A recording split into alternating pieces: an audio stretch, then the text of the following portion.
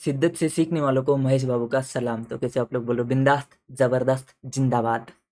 दोस्तों, स्टैंडर्ड्स का आखिरी चैप्टर तुम्हारा, जहाँ पे हम क्या करेंगे, दो स्टैंडर्ड्स कवर करेंगे एंड दोनों स्टैंडर्ड्स एक ही कंसेप्ट के ऊपर आधारित है, जिसका नाम है सर्विस ऑर्गेनाइजेशन। तो यहाँ पे हमारे पास दो स्टैंडर्ड्स है, एक है तुम्हारा SA 402 एंड दूसरा है तुम्हारा जूनियर 402, जो क्या है तुम्हारा SAE 3402। ठीक है, तो 402 है पापा एंड 3402 है बेटा। ठीक है, तो क्योंकि 3402 को जन्म देने वाला कौन है, 402 जन्म देने वाला है। तो सबसे पहले दोनों स्टैंडर्ड्स किसके बारे में बात करते हैं, दोनों स्टैंडर्ड्स बात करते हैं सर्विस ऑर्गेनाइजेशन के बारे में। ये SA है। ठीक है, तो 402 जो है ना तुम्हारा स्टैंडर्ड्स ऑन ऑडिटिंग है। ठीक है, जो हमारा ऑडिट का सीरीज है ना, वहाँ से आता है। ठीक है, एंड दूसरा जो 3402 है ना, SAE 3402 है, ये तुम्हारा एश्योरेंस एंगेजमेंट का स्टैंडर्ड है। ठीक है, सबसे पहले समझते हैं कि ये सर्विस ऑर्गेनाइजेशन होता क्या है। ये सर्विस ऑर्गेनाइजेशन क्या चीज़ आती है जिसके ऊपर तुम्हारे दो दो स्टैंडर्ड्स बनते हैं। ठीक है, तो तुमको समझना पड़ेगा। सबसे पहले समझो, एक है हमारे पास यूजर एंटिटी लिमिटेड, एक कंपनी है तुम्हारे पास यूजर एंटिटी लिमिटेड एंड दूसरी कंपनी है तुम्हारे पास सर्विस ऑर्गेनाइजेशन लिमिटेड। ठीक है, एक कंपनी है तुम्हारे पास यूजर एंटिटी लिमिटेड एंड दूसरी कंपनी है service organization limited. User entity limited जो है ना, ये तुम्हारी कंपनी है जिसके फाइनेंशियल स्टेटमेंट को तुम क्या करते हो, ऑडिट करते हो। जिसके फाइनेंशियल स्टेटमेंट को तुम क्या करते हो, ऑडिट करते हो। तो ये जो यूजर एंटिटी है ना, ये क्या करती है, सर्विस ऑर्गेनाइजेशन लिमिटेड वाला जो कंपनी है ना, ये जो सर्विस ऑर्गेनाइजेशन लिमिटेड वाला कंपनी है ना, इससे क्या करते हैं, कुछ सर्विसेज का यूज करते हैं, कुछ सर्विसेज का यूज करती है। सर कौन से वाले सर्विसेज, जो सर्विसेज तुम्हारे फाइनेंशियल रिपोर्टिंग वाले जो एरिया है ना उसको अफेक्ट करते हैं। जैसे कि ये जो तुम्हारे फाइनेंशियल स्टेटमेंट है ना, उसमें उसमें एक चीज है तुम्हारा एम्प्लॉय कॉस्ट जो है ना, ये एम्प्लॉय कॉस्ट वाला जो पोर्शन है ना, इसको तुमने क्या किया है, ये येसोर लिमिटेड कंपनी जो है ना, येसोर लिमिटेड कंपनी है, वो क्या करते हैं, पूरा तुम्हारा एम्प्लॉय कॉस्ट वाला पूरा सीन तुम्हारा देखती है। एम्प्लॉय को हायर करना है, उनका पूरा पेरोल मेंटेन करना है, उनका टैक्सेस का पेमेंट करना है, एम्प्लॉय को पेमेंट करना है, सारी चीज एम्प्लॉय का सब कुछ क्या करती है, ये क्या करती है, सर्विस ऑर्गेनाइजेशन येसोर लिमिटेड क्या करती है, देखती है। ठीक है, मतलब यहाँ पे तो वो क्या करेगी, एम्प्लॉय को हायर करेगी, उनका मेंटेन करेगी, वो कि कितने एम्प्लॉय आते हैं, कितने एम्प्लॉय जाते हैं, सब पेरोल का सब कुछ देखेगी। उनका कितना टैक्स आता है, उनका उनका TDS कितना कटता है, उनका PF कितना मेंटेन करना है, ग्रेचुटी क्या करना है, सब सब प्रोसेस क्या करेगी, येसो लिमिटेड क्या करेगी, परफॉर्म करेगी। एम्प्लॉय किसके हैं, एम्प्लॉय तो तुम्हारे यूजर एंटिटी के एम्प्लॉय है, यूजर एंटिटी लिमिटेड के एम्प्लॉय है, लेकिन परफॉर्म कौन कर रहे हैं, सारे चीजें देख कौन रहा है, सर्विस ऑर्गेनाइजेशन येसो लिमिटेड सारी चीजें देख रहा है। क्यों, क्योंकि भाई साहब इसके बदले में इसको क्या मिलेंगे, भाई साहब इसके बदले में इसको मिलेंगे रुपए, इसके बदले में इसको मिलेंगे पैसे। ठीक है, अब ये एम्प्लॉय कॉस्ट क्या है तुम्हारा, एक एम्प्लॉय कॉस्ट क्या है तुम्हारा, ये है तुम्हारा क्लास ऑफ ट्रांजेक्शन्स। ठीक है, क्लास ऑफ ट्रांजेक्शन है, तो इसके रिलेटेड अगर कोई सर्विसेज देता है तो क्या तुम्हारा ए सर्विसेज यहाँ पे आ जाएंगे, या फिर क्या कर सकते हैं, या फिर कुछ प्रोसीजर वाले सर्विसेज भी दे सकते हैं। जैसे क्या, ये जो यूजर एंटिटी है ना, इसके कोई रिसीवेबल है या फिर पेएबल है, उनका पूरा पेमेंट का सिस्टम जो है ना उसको सेट करना है। रिसीवेबल है ना, तो तुमको देखना है कि उनसे क्या करना है, उनसे फॉलोअप लेना है, उनसे पैसे कलेक्ट करने हैं। पेएबल है तो उनको क्या करना है, 30 दिन के बाद किसका पेमेंट करना है, 60 दिन के बाद किसका पेमेंट करना है, वो 60 दिन होने के बाद उनका पेमेंट प्रोसेस एक्चुअल में स्टार्ट करना है। तो ये जो प्रोसीजर वाला पार्ट है ना, वो प्रोसीजर वाला पार्ट करता है। ये वाला पार्ट भी अगर करता है ना, तो भी तुम्हारा क्या आ जाएगा, यहाँ पे तुम्हारा वो सर्विस ऑर्गेनाइजेशन में आ जाएगा। या फिर दूसरा कोई प्रोसेस परफॉर्म करता है, जैसे कि तुम्हारा क्या करता है, अकाउंटिंग रिकॉर्ड्स को मेंटेन करता है। अकाउंटिंग रिकॉर्ड्स को मेंटेन करता है, तुम जो परचेस करते हो, सेल करते हो, सारे जो अकाउंटिंग रिकॉर्ड्स है ना, उसको मेंटेन करने का काम कौन करता है, सर्विस ऑर्गेनाइजेशन करता है। ठीक है, तो यूजर एंटिटी का कहना है कि देख भाई साहब, मैं क्या करूंगा, मैं मेरे बिजनेस के ऊपर फोकस करूंगा, मैं मेरे पूरे प्योर बिजनेस के ऊपर, कि मुझे क्या बनाना है, मुझे क्या बेचना है, उसका मार्केटिंग कैसे करना है, सेल कैसे करना है, वो सब चीजें मैं क्या करूंगा, उसके ऊपर मैं फोकस करूंगा। तो मेरे एम्प्लॉय का कॉस्ट वगैरह तो मेंटेन कर ले, रिसीवेबल पेएबल पेमेंट वगैरह तो सेटल कर ले, अकाउंटिंग रिकॉर्ड जो है ना वो तो क्या क्या कर ले, तू मेंटेन कर ले, ये सारी चीज़ें तुम क्या, सारी चीज़ें या फिर इसमें से कोई एक भी चीज़ क्या करता है, यूजर एंटिटी आउटसोर्स करता है, दूसरे एंटिटी को आउटसोर्स करता है, किसको, यस और लिमिटेड को आउटसोर्स करता है। तो वो किस में, वो केस में वो तुम्हारा क्या बनेगा, वो तुम्हारा सर्विस ऑर्गेनाइजेशन बनेगा। ठीक है, तो यस और लिमिटेड जो है ना, वो किसका, तुम्हारे एंटिटी का, यूजर एंटिटी का क्या बनेगा, सर्विस ऑर्गेनाइजेशन बनेगा। ठीक है, इसके साथ में तुम अलग अलग कुछ कुछ चीज़ें भी दे सकते हो, जैसे क्या, ये जो काम है ना, वो काम कौन सा कर सकता है, जैसे कि कॉम्प्लेक्स फाइनेंशियल इंस्ट्रूमेंट है ना, कॉम्प्लेक्स फाइनेंशियल इंस्ट्रूमेंट का क्या करना है, कैलकुलेशन करना है, वैल्यूएशन करना है, ऐसे वाले एरियाज होते हैं। या फिर बोलो बिजनेस कॉम्बिनेशन, बिजनेस कॉम्बिनेशन वाले कुछ एरिया को तुमने क्या किया है, आउटसोर्स किया है कि देख भाई मेरे को बिजनेस कॉम्बिनेशन करना है, उसका एक प्रोसेस क्या कर ले, तू पूरा मैनेज कर ले। तो ऐसे वाले एरियाज होते हैं ना, जहाँ पे तुम्हारा क्या आता है, सिग्निफिकेंट वैल्यू ट्रांजेक्शन्स आता है, या फिर कॉम्प्लेक्स वैल्यूएशन आता है, तुम्हारे पास अकाउंटिंग एस्टिमेट वाला कुछ पोर्शन तुमने क्या किया है, अकाउंटिंग एस्टिमेट वाला पोर्शन तुमने कुछ आउटसोर्स किया है। तो मैं बोलूँ फाइनेंशियल रिपोर्टिंग के रिलेटेड, फाइनेंशियल रिपोर्टिंग के रिलेटेड जो भी तुम्हारा प्रोसेस जाता है ना, फाइनेंशियल रिपोर्टिंग के रिलेटेड जो भी प्रोसेस को तुम आउटसोर्स करते हो ना, वो तुम्हारा बन के आएगा सर्विस ऑर्गेनाइजेशन, वो तुम्हारा बन के आएगा क्या, सर्विस ऑर्गेनाइजेशन। तो मैंने क्या बोला, सर्विस ऑर्गेनाइजेशन कब होगा, जब तुम्हारा फाइनेंशियल रिपोर्टिंग के रिलेटेड कोई भी अगर प्रोसेस तुमने क्या किया है, उसको दूसरे एंटिटी को आउटसोर्स किया है।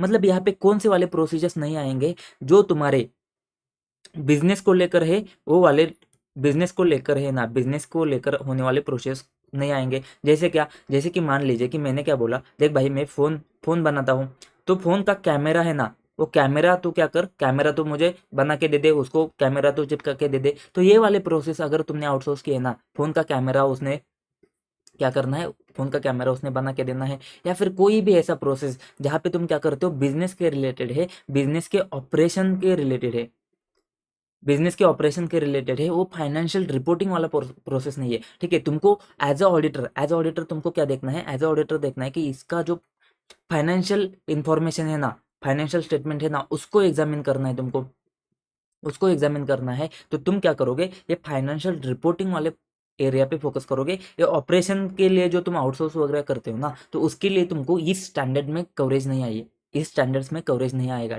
तुम्हारा। ठीक है, उसके लिए तुम्हारा दूसरा वाला प्रोसेस आएगा। लेकिन यहाँ पे सर्विस ऑर्गेनाइजेशन कहने के लिए, एक एंटिटी को सर्विस ऑर्गेनाइजेशन कहने के लिए तुम्हारे पास इंपॉर्टेंट चीज़ क्या आनी चाहिए, फाइनेंशियल रिपोर्टिंग के रिलेटेड सर्विसेज आउटसोर्स होनी चाहिए। ठीक है, फाइनेंशियल रिपोर्टिंग के रिलेटेड सर्विसेज आउटसोर्स होनी चाहिए, इतनी इंपॉर्टेंट बात बनती है। ठीक है, अब मेरी बात सुनो, अब मेरी बात सुनो। यहाँ पे तुम्हारे पास कौन से एंटिटीज है, यहाँ पे तुम्हारे पास एक है यूजर एंटिटी लिमिटेड, एक कंपनी है तुम्हारे पास यूजर एंटिटी लिमिटेड, एंड दूसरी कंपनी है तुम्हारे पास सर्विस सर्विस ऑर्गेनाइजेशन लिमिटेड। ठीक है, अब मुझे एक बात बताइए, ठीक है, यहाँ पे आइए, मुझे एक बात बताइए, ये जो एम्प्लॉय कॉस्ट है ना, ये एम्प्लॉय कॉस्ट अगर ये यूजर एंटिटी ने आउटसोर्स नहीं किया होता सर्विस ऑर्गेनाइजेशन को, यूजर एंटिटी ने एम्प्लॉय कॉस्ट को आउटसोर्स नहीं किया होता सर्विस ऑर्गेनाइजेशन को, तो तुम क्या करते, तुम एम्प्लॉय कॉस्ट को चेक करते as a independent auditor, as a independent auditor of user entity. तुमको क्या करना है, तुमको एम्प्लॉय कॉस्ट को चेक करना पड़ेगा। अभी ये एम्प्लॉय कॉस्ट को चेक करने के लिए हमने देखा है कि भाई साहब तुम डिटेल में प्रोसेस तो परफॉर्म करोगे, क्या इसके कंट्रोल चेक करोगे क्या तुम। देख भाई, हमने कंट्रोल के ऊपर कितना सारा डिस्कशन किया है, हमको उसके इंटरनल कंट्रोल कितने सारे चेक करने होते हैं। ठीक है, अब और कम इंटरनल कंट्रोल अगर अच्छे ना, उसके ऊपर तुमको कंफर्ट आ जाता है ना, तो हम क्या करते हैं, कभी कभी सब्सटेंटिव प्रोसेस कम भी करते हैं, क्योंकि कंट्रोल तुम्हारे अच्छे हैं। तो भाई साहब कंट्रोल तो तुमको चेक करने ही पड़ेंगे ना भाई साहब, तो कंट्रोल तो तुमको चेक करने पड़ेंगे। अब तो देखो, हमने क्या बोला, हम यूजर एंटिटी के पास गए, मतलब हमारा जो, हम जिस कंपनी का ऑडिट करने वाले ना, उस कंपनी के पास गए और हमने बोला कि देख भाई मुझे क्या करना है, मुझे तेरे कंट्रोल चेक करने हैं। उसने बोला ठीक है चेक कर ले। मैंने बोला ठीक है भाई साहब, मैं सारे कंट्रोल तो चेक करूंगा। उसने बोला ठीक है सारे कंट्रोल तो चेक करेगा, लेकिन ये एम्प्लॉय कॉस्ट है ना, इसको तो हम कुछ देखते ही नहीं है। एम्प्लॉय कॉस्ट है ना, इसको तो हमने क्या किया है, इसको तो हमने आउटसोर्स किया है सर्विस ऑर्गेनाइजेशन को, सर्विस येसोर लिमिटेड को हमने क्या किया है, इसको आउटसोर्स किया है। तो भाई साहब अभी ऑडिटर बोलता है कि देख भाई, तूने सारा प्रोसेस उसको आउटसोर्स किया है, तो मैं कैसे चेक करूंगा कि तेरे कंट्रोल अच्छे है कि नहीं है। तो यहाँ पे तू गड़बड़ कर सकता है ना, तूने उसको आउटसोर्स किया है, लेकिन मैं कैसे चेक करूँ, मैं एज अ इंडिपेंडेंट ऑडिटर मेरे को कैसे कंफर्ट आएगा कि एम्प्लॉय कॉस्ट जो है ना, उसके कंट्रोल सही है कि नहीं है। तो भाई साहब बात तो सही की है, बात तो फतेह की है, तो अब क्या करेगा। तो भाई साहब मैं बोला देख भाई, तूने येसो को येसोर लिमिटेड को तुमने क्या किया है, वो प्रोसेस को आउटसोर्स किया है ना, तो मैं क्या करूंगा, मुझे जानना है कि येसोर लिमिटेड ने जो कंट्रोल्स किए हैं ना, येसोर लिमिटेड जब वो परफॉर्म करेगा तो उसने जो कंट्रोल लगाए ना, तो वो मुझे उसके ऊपर मुझे कंफर्ट चाहिए, ठीक है। तो मैंने क्या बोला, मैं as a auditor, as a independent auditor of user entity, मैं क्या करूंगा, मैं बोलूंगा मुझे कैसे भी करके कंफर्ट तो चाहिए, मुझे कैसे भी करके इंटरनल कंट्रोल चेक करने ही करने पड़ेंगे। अब देख, मुझे इसके बारे में, एम्प्लॉय कॉस्ट के बारे में पूरा क्या करना है, एम्प्लॉय कॉस्ट के बारे में पूरे उसके कंट्रोल चेक करने हैं, उसका प्रोसेसिंग कैसे होता है, उसको ऑथोराइज कौन करता है, उसका पेमेंट कैसे होता है, उसमें बाकी सारी चीज़ें मुझे देखनी पड़ेंगी ना भाई साहब, अप्रूवल मेकर चेकर, वो सारी चीज़ें मुझे क्या करना पड़ेगा, वो सारी चीज़ें मुझे देखनी पड़ेगी। तो यूजर एंटिटी ने बोला, देख भाई मेरे पास तो कुछ कंट्रोल वगैरह प्रोसेस नहीं है, लेकिन येसो के पास में सारे कंट्रोल्स है, क्योंकि उसी के पास सारा प्रोसेस है, तो क्या कर, येसो के कंट्रोल जाके देख ले, तो क्या कर, येसो के कंट्रोल जाके देख ले।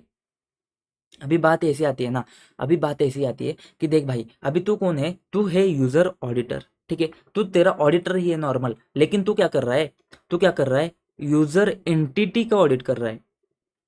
तो यूजर एंटिटी कहाँ से नाम आया, यूजर एंटिटी मतलब क्या, जो सर्विसेज को यूज करती है, यूजर एंटिटी मतलब क्या, यूजर एंटिटी वो एंटिटी जो क्या करती है, सर्विसेज को यूज करती है, सर्विसेज को यूज करते हैं, किसने दिए है सर्विसेज, सर्विसेज दिए है सर्विस ऑर्गेनाइजेशन ने, ठीक है।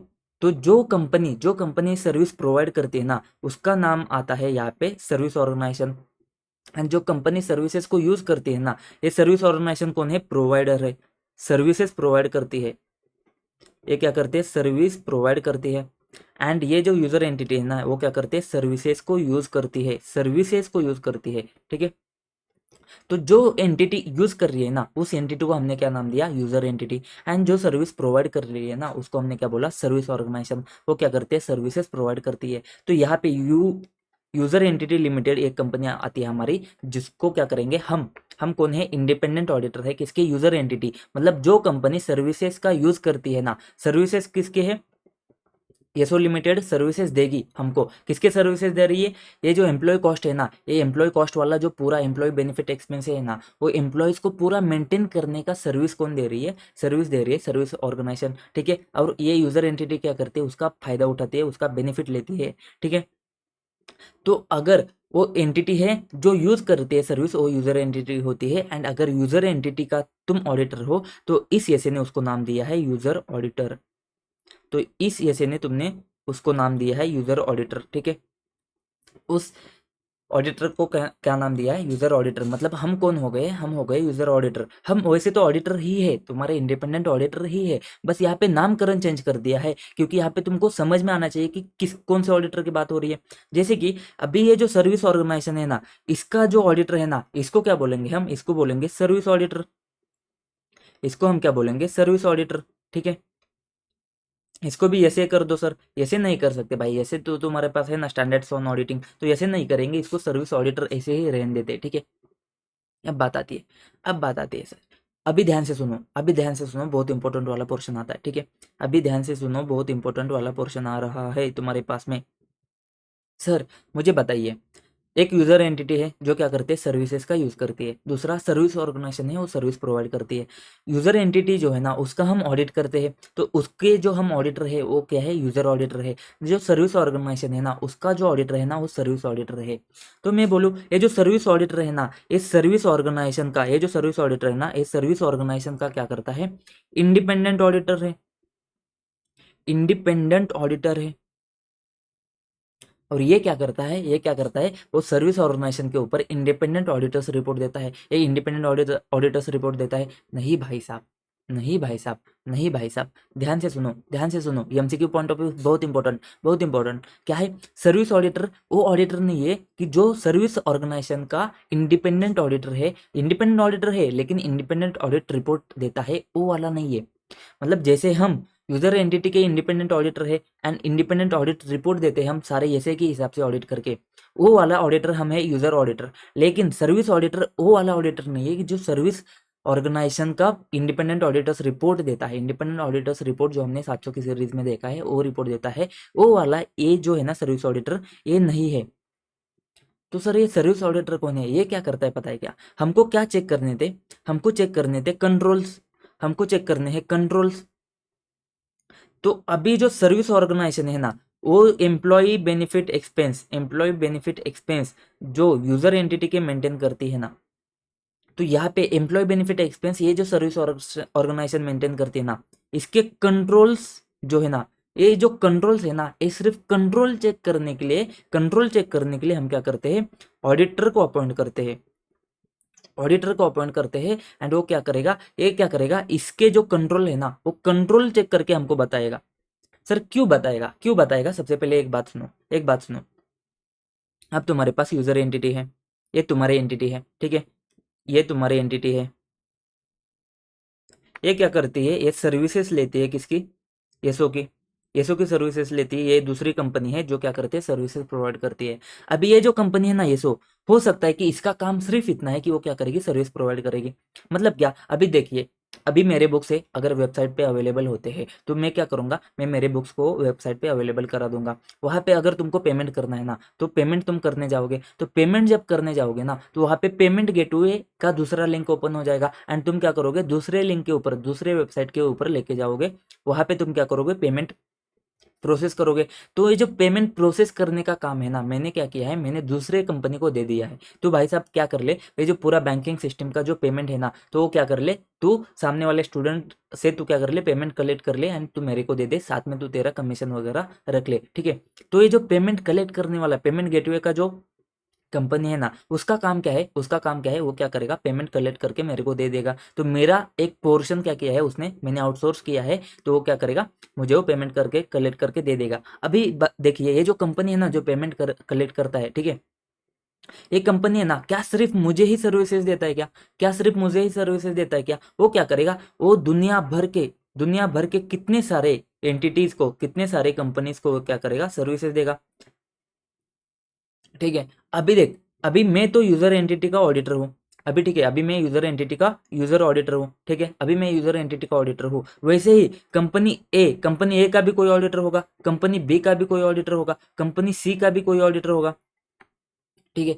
अब ऐसे कितने सारे कंपनीज रहेंगे जिनके ऑडिटर अलग अलग रहेंगे। तो मैं क्या करता हूँ, मैं सर्विस ऑर्गेनाइजेशन के पास जाता हूँ एंड मैं क्या करता हूँ, मैं सर्विस ऑर्गेनाइजेशन के पास जाता हूँ एंड मैं बोलता हूँ कि तेरे जो कंट्रोल्स है ना भाई, तेरे जो कंट्रोल्स है ना, वो पेमेंट गेटवे के जो ऊपर जो कंट्रोल्स है ना, तो प्रोसेस वगैरह करता है, वो सारे कंट्रोल्स मुझे चेक करने हैं एज अ यूजर ऑडिटर, क्योंकि मेरे यूजर एंटिटी के वो क्या करते हैं, फाइनेंशियल रिपोर्टिंग को अफेक्ट करते हैं।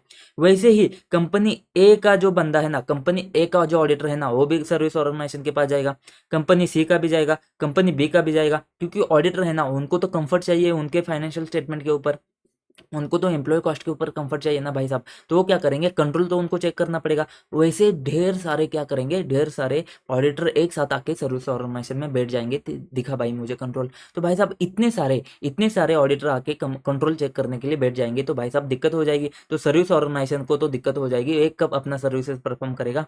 इसकी वजह से क्या करता है, सर्विस ऑर्गेनाइजेशन बोलता है कि रुक जाओ भाई साहब, तुम इतने सारे ऑडिटर आने से अच्छा है, मैं क्या करता हूँ, मैं एक ऑडिटर को अपॉइंट करता हूँ। मैं खुद क्या करता हूँ, एक ऑडिटर को अपॉइंट करता हूँ, जो क्या करेगा, जो मेरे कंट्रोल चेक करेगा, किसके एम्प्लॉय बेनिफिट एक्सपेंसेस के सारे जो कंट्रोल, जो मेरा काम है ना, उसके मैं क्या करूंगा, उसके सारे कंट्रोल्स क्या करेगा, ये ऑडिटर चेक करेगा। एंड एक कंट्रोल्स का जो रिपोर्ट होता है ना, ठीक है, तो सर्विस ऑर्गेनाइजेशन कंट्रोल रिपोर्ट करके क्या करेगा, वो क्या करेगा, तुमको रिपोर्ट दे देगा। तो तुम कंट्रोल चेक कर रहे हो ना, तो तुम चेक कर रहे हो या फिर ये चेक कर रहा है, ये जो ऑडिटर है ना, ये भी हमारा क्या होगा, इंडिपेंडेंट ही होगा।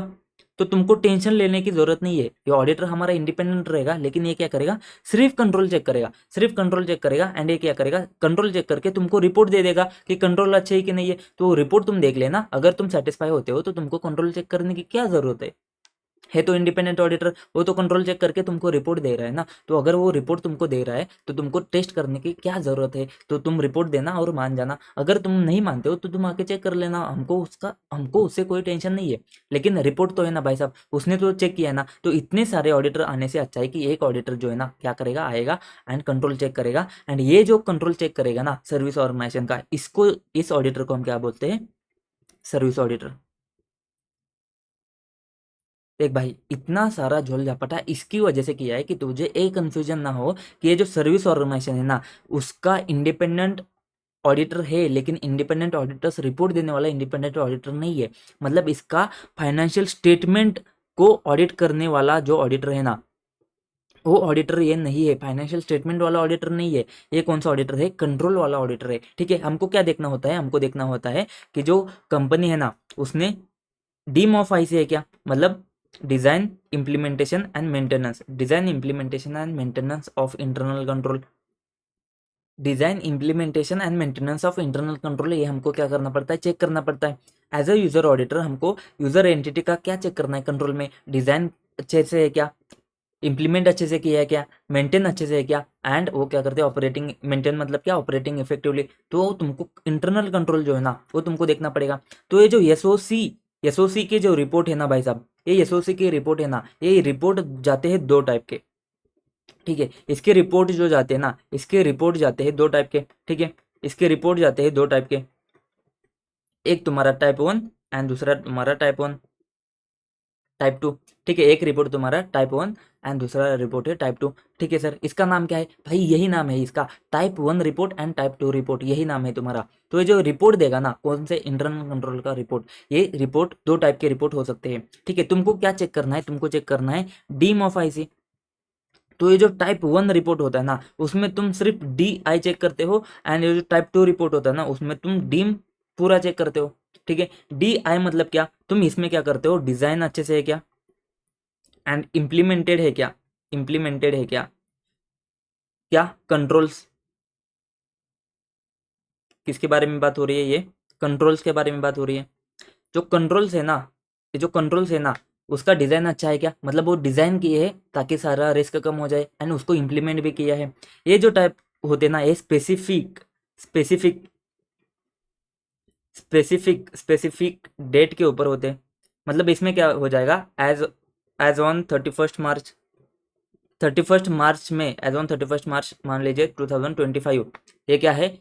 इसके कंपनी के डिजाइन एंड इम्प्लीमेंटेशन अच्छे से हुआ है कंट्रोल्स का। ये क्या, कहाँ पे जाता है? तुम्हारा टाइप 1 रिपोर्ट में जाता है। तो टाइप 2 रिपोर्ट में ना, टाइप 2 रिपोर्ट में सब कुछ जाता है। क्या जाता है? टाइप 2 रिपोर्ट में तुम क्या करते हो? ये जो कंट्रोल्स है ना, कंट्रोल्स, ये डिजाइन तो हुए अच्छे से, साथ में इम्प्लीमेंट भी हुए अच्छे से,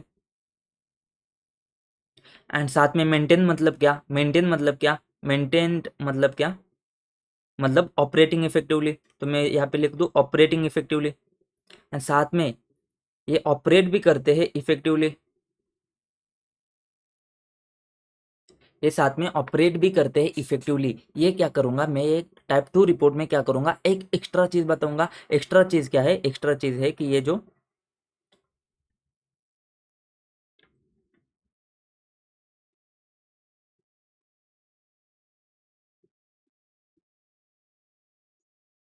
ठीक है, एक मिनट का, ये जो एक्स्ट्रा चीज है ना, वो एक्स्ट्रा चीज क्या है? तुम्हारा ऑपरेटिंग इफेक्टिवली। मतलब टाइप 2 रिपोर्ट में तुम क्या करते हो? साथ में डिजाइन एंड इम्प्लीमेंटेशन के साथ में ये भी बताते हो कि हमारे कंट्रोल जो है ना, वो इफेक्टिवली ऑपरेट भी करते हैं।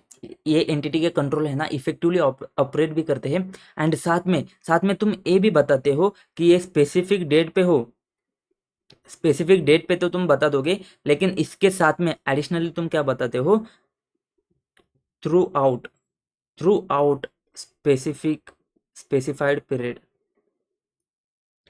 जैसे कि एग्जाम्पल तुम्हारा क्या है? 1 अप्रैल 2024 से लेकर 31 मार्च 2025। तो 1 अप्रैल 2024 से लेकर 31 मार्च 2025 तक ये क्या थे? ऑपरेट कर रहे थे अच्छे से थ्रू आउट स्पेसिफिक पीरियड। तो टाइप 1 तुम्हारा ना ज़्यादा यूज़ नहीं होता है, क्योंकि ये क्या बात करता है? ये सिर्फ डिज़ाइन इम्प्लीमेंटेशन की बात करता है, एंड ये स्पेसिफिक डेट के बारे में बात करता है। टाइप 2 बहुत अच्छे से यूज होता है, क्योंकि ये क्या बात करता है? डिजाइन इम्प्लीमेंटेशन की भी बात करता है, एंड साथ में ऑपरेटिंग इफेक्टिवली की बात करता है, एंड साथ में स्पेसिफिक डेट के साथ क्या करता है? थ्रू आउट स्पेसिफिक पीरियड, मतलब वो पीरियड के बारे में भी बात करता है कि एक साल के लिए हमने क्या किया है? पूरे कंट्रोल चेक किए हैं कि वो अच्छे से मेंटेन होते हैं। ठीक है, तो अभी तक हमने क्या देखा? अभी तक हमने देखा कि ये हमारे पास एक यूजर एंटिटी है, एंड हमारे पास सर्विस ऑर्गेनाइजेशन है। तो ये क्या, कौन से सर्विसेज का यूज करता है? जो फाइनेंशियल रिपोर्टिंग को लेकर होते हैं। फिर हमने देखा कि ये जो यूजर एंटिटी का मतलब क्या होता है?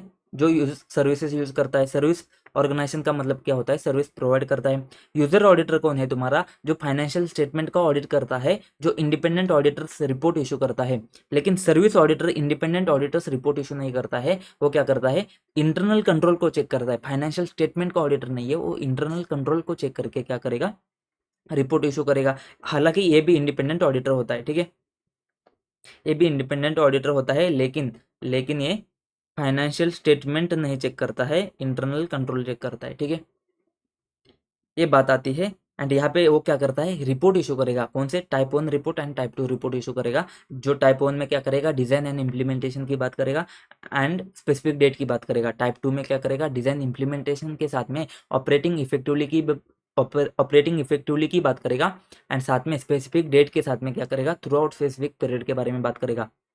अभी ये जो रिपोर्ट इशू करेगा ना, कौन, सर्विस ऑडिटर, ये जो सर्विस ऑडिटर रिपोर्ट इशू करेगा ना, कौन, सर्विस ऑडिटर क्या करेगा, सर्विस ऑर्गेनाइजेशन को लेकर जो रिपोर्ट इशू करेगा ना, ये रिपोर्ट इशू करने का जो एंगेजमेंट है ना, ये तुम्हारा एंगेजमेंट कहाँ पे कवर होता है, स्टैंडर्ड्स ऑन एश्योरेंस एंगेजमेंट 3402 में कवर हो जाता है, ठीक है। मतलब जनरेट कहाँ से हुआ है, जनरेट हुआ है तुम्हारा ऐसे 402 से, जनरेट हुआ है तुम्हारा ऐसे 402 से। मतलब ऐसे 402 क्या बात करता है कि देख भाई साहब, सर्विस ऑर्गेनाइजेशन है ना, उसके कंट्रोल तुझे चेक करने पड़ेंगे। अब ये कंट्रोल चेक करने के लिए यूजर एंटिटी ने यूजर ऑडिटर अपॉइंट किया है, सॉरी, सर्विस ऑर्गेनाइजेशन ने सर्विस ऑडिटर अपॉइंट किया है। अब ये सर्विस ऑडिटर जो रिपोर्ट इशू करेगा ना, वो रिपोर्ट कैसे इशू करेगा, उसका जो एंगेजमेंट है ना, वो तुम्हारा कहाँ पे कवर होता है, यस AE 3402 में। उसके बारे में हम डिटेल में बाद में जाके बात करेंगे। तो अभी तक यहाँ पे इतनी चीज़ें तुमको क्लियर है क्या, अभी तक तुमको इतनी चीज़ें क्लियर है क्या? अगर इतनी चीज़ें क्लियर है ना, तो आ जाइए भाई साहब, सबसे पहले ऐसे 402 स्टार्ट करते हैं। देख भाई, अभी हमारा स्टार्ट हो रहा है, ठीक है। ऐसे 402 किसके बारे में बात करता है, audit considerations relating to an entity using service organization. मतलब क्या, वो एंटिटी जो क्या करती है, सर्विस ऑर्गेनाइजेशन को यूज करती है ना, उस केस में तुम्हारे ऑडिट के कंसिडरेशंस क्या होने चाहिए। तो बिफोर वी स्टार्ट, सबसे पहले टर्म्स को समझते हैं। एक टर्म है यूजर एंटिटी। कौन है user entity, entity that uses service organization and जिसके फाइनेंशियल स्टेटमेंट ऑडिट हो रहे, जिसके फाइनेंशियल स्टेटमेंट ऑडिट हो रहे। यूजर ऑडिटर कौन है, वही वही जो यूजर एंटिटी के फाइनेंशियल स्टेटमेंट का ऑडिट कर रहा है एंड उसके ऊपर रिपोर्ट इशू करने वाला है। सर्विस ऑर्गेनाइजेशन कौन है, ये थर्ड पार्टी एंटिटी है, दूसरी एंटिटी है जो क्या करते हैं, प्रोवाइड करते हैं services relevant to user entities, ICFR, relevant to user entities internal control over financial reporting. मतलब वो सर्विसेज है जो क्या करते हैं, कंट्रोल्स अफेक्ट करते हैं कौन से, फाइनेंशियल रिपोर्टिंग के। एंड सर्विस ऑडिटर कौन होता है तुम्हारा, सर्विस ऑडिटर कौन है तुम्हारा, है तो इंडिपेंडेंट ऑडिटर, लेकिन वो प्रोवाइड करता है एश्योरेंस रिपोर्ट किसके ऊपर, कंट्रोल्स के ऊपर, ठीक है। जो टिपिकली रिक्वेस्ट कौन करता है, यस वो खुद रिक्वेस्ट करता है, क्योंकि भाई साहब इतने सारे ऑडिटर आके चेक करेंगे तो उससे अच्छा वो क्या करेगा, वो बोलेगा भाई साहब मेरा तो क्या कर, ये एंगेजमेंट परफॉर्म करके मेरे को एश्योरेंस रिपोर्ट दे दे, ठीक है। तो यहाँ पे इंपॉर्टेंट बात आती है कि ये कंट्रोल्स कौन से चेक करता है, कंट्रोल्स चेक करता है। एंड यहाँ पे फाइनेंशियल स्टेटमेंट चेक नहीं करता है, कौन, सर्विस ऑडिटर, ठीक है। इतनी सी बात आती है। ये क्वेश्चन आ सकता है भाई साहब, क्वेश्चन क्या है, कौन से सर्विसेज ऐसे है जो तुम्हारा यूजर एंटिटी देता है, ठीक है। तो user entity, sorry, service organization देता है, तो सर्विस ऑर्गेनाइजेशन कौन से सर्विसेज देगा तब वो सर्विस ऑर्गेनाइजेशन बनेगा। तो कंपनी कौन कौन से सर्विसेज देगा तब वो सर्विस ऑर्गेनाइजेशन बनेगा। एंड ये ऐसे में कवर होगा। तो बिजनेस ऑपरेशन के सर्विसेज नहीं, कौन से सर्विसेज, जो फाइनेंशियल रिपोर्टिंग को अफेक्ट करते हैं, internal control over financial reporting को अफेक्ट करते हैं, ठीक है। जो यूजर एंटिटी के क्या करते हैं, internal control over financial reporting को अफेक्ट करते हैं। जैसे कि तुम्हारे पास क्या है, क्लासेस ऑफ ट्रांजेक्शन है, क्लासेस ऑफ ट्रांजेक्शंस जो इंपॉर्टेंट है to the user entities financial. जिसके लिए हमने क्या एग्जांपल लिया था, जिसके लिए हमने बात करी थी, एम्प्लॉय या फिर पेरोल, ठीक है। पेरोल ये वाले जो है ना, वो क्या है, क्लासेस ऑफ ट्रांजेक्शन है, तो उसको अफेक्ट करता है। फिर हमने बात करी है प्रोसीजर्स, या मैनुअल हो सकते हैं या फिर IT वाले हो सकते हैं। कोई भी प्रोसीजर्स जो है मैनुअल, जैसे कि मैनुअल हो सकता है, IT वाले हो सकते हैं। जैसे कि हमारा जो आउटसोर्स किया था ना हमने, पेमेंट गेटवे बुक के लिए, जो हमने पेमेंट करना है आपने, उसको अपने दूसरे वेबसाइट पे जाके पेमेंट अपने आप हो रहा था, तो जो प्रोसेस कर रहे हैं ना वो IT के थ्रू हो रहा है। तो जो ट्रांजेक्शन है ना, या फिर रिसीवेबल का अगर कोई प्रोसेस आउटसोर्स किया है, पेएबल का प्रोसेस आउटसोर्स किया है, तो यहाँ पे क्या होता है, वो इनिशिएट करता है, रिकॉर्ड करता है, प्रोसेस देखता है एंड रिपोर्ट करता है फॉर हैंडलिंग यूजर एंटिटी के ट्रांजेक्शन। ठीक है, ये सब कौन करता है? सर्विस ऑर्गेनाइजेशन करता है। तो प्रोसीजर्स के रिलेटेड हो वो भी अफेक्ट हो जाएंगे ना भाई साहब, क्योंकि वो अल्टीमेटली वो क्या करने वाले हैं? तुम्हारे फाइनेंशियल इंफॉर्मेशन को अफेक्ट करने वाले हैं। फिर आते हैं अकाउंटिंग रिकॉर्ड्स। ये भी इनिशिएट करता है, रिकॉर्ड करता है, प्रोसेस करता है, रिपोर्ट करता है यूजर एंटिटी के ट्रांजेक्शन्स को। ऐसे वाले अकाउंटिंग रिकॉर्ड को वो मेंटेन करता है। ठीक है, अभी अकाउंटिंग रिकॉर्ड को मेंटेन करता है तो भाई साहब अंडरलाइंग डेटा है, वहाँ पे भी कंट्रोल होने चाहिए। तो वो भी कंट्रोल क्या होते हैं?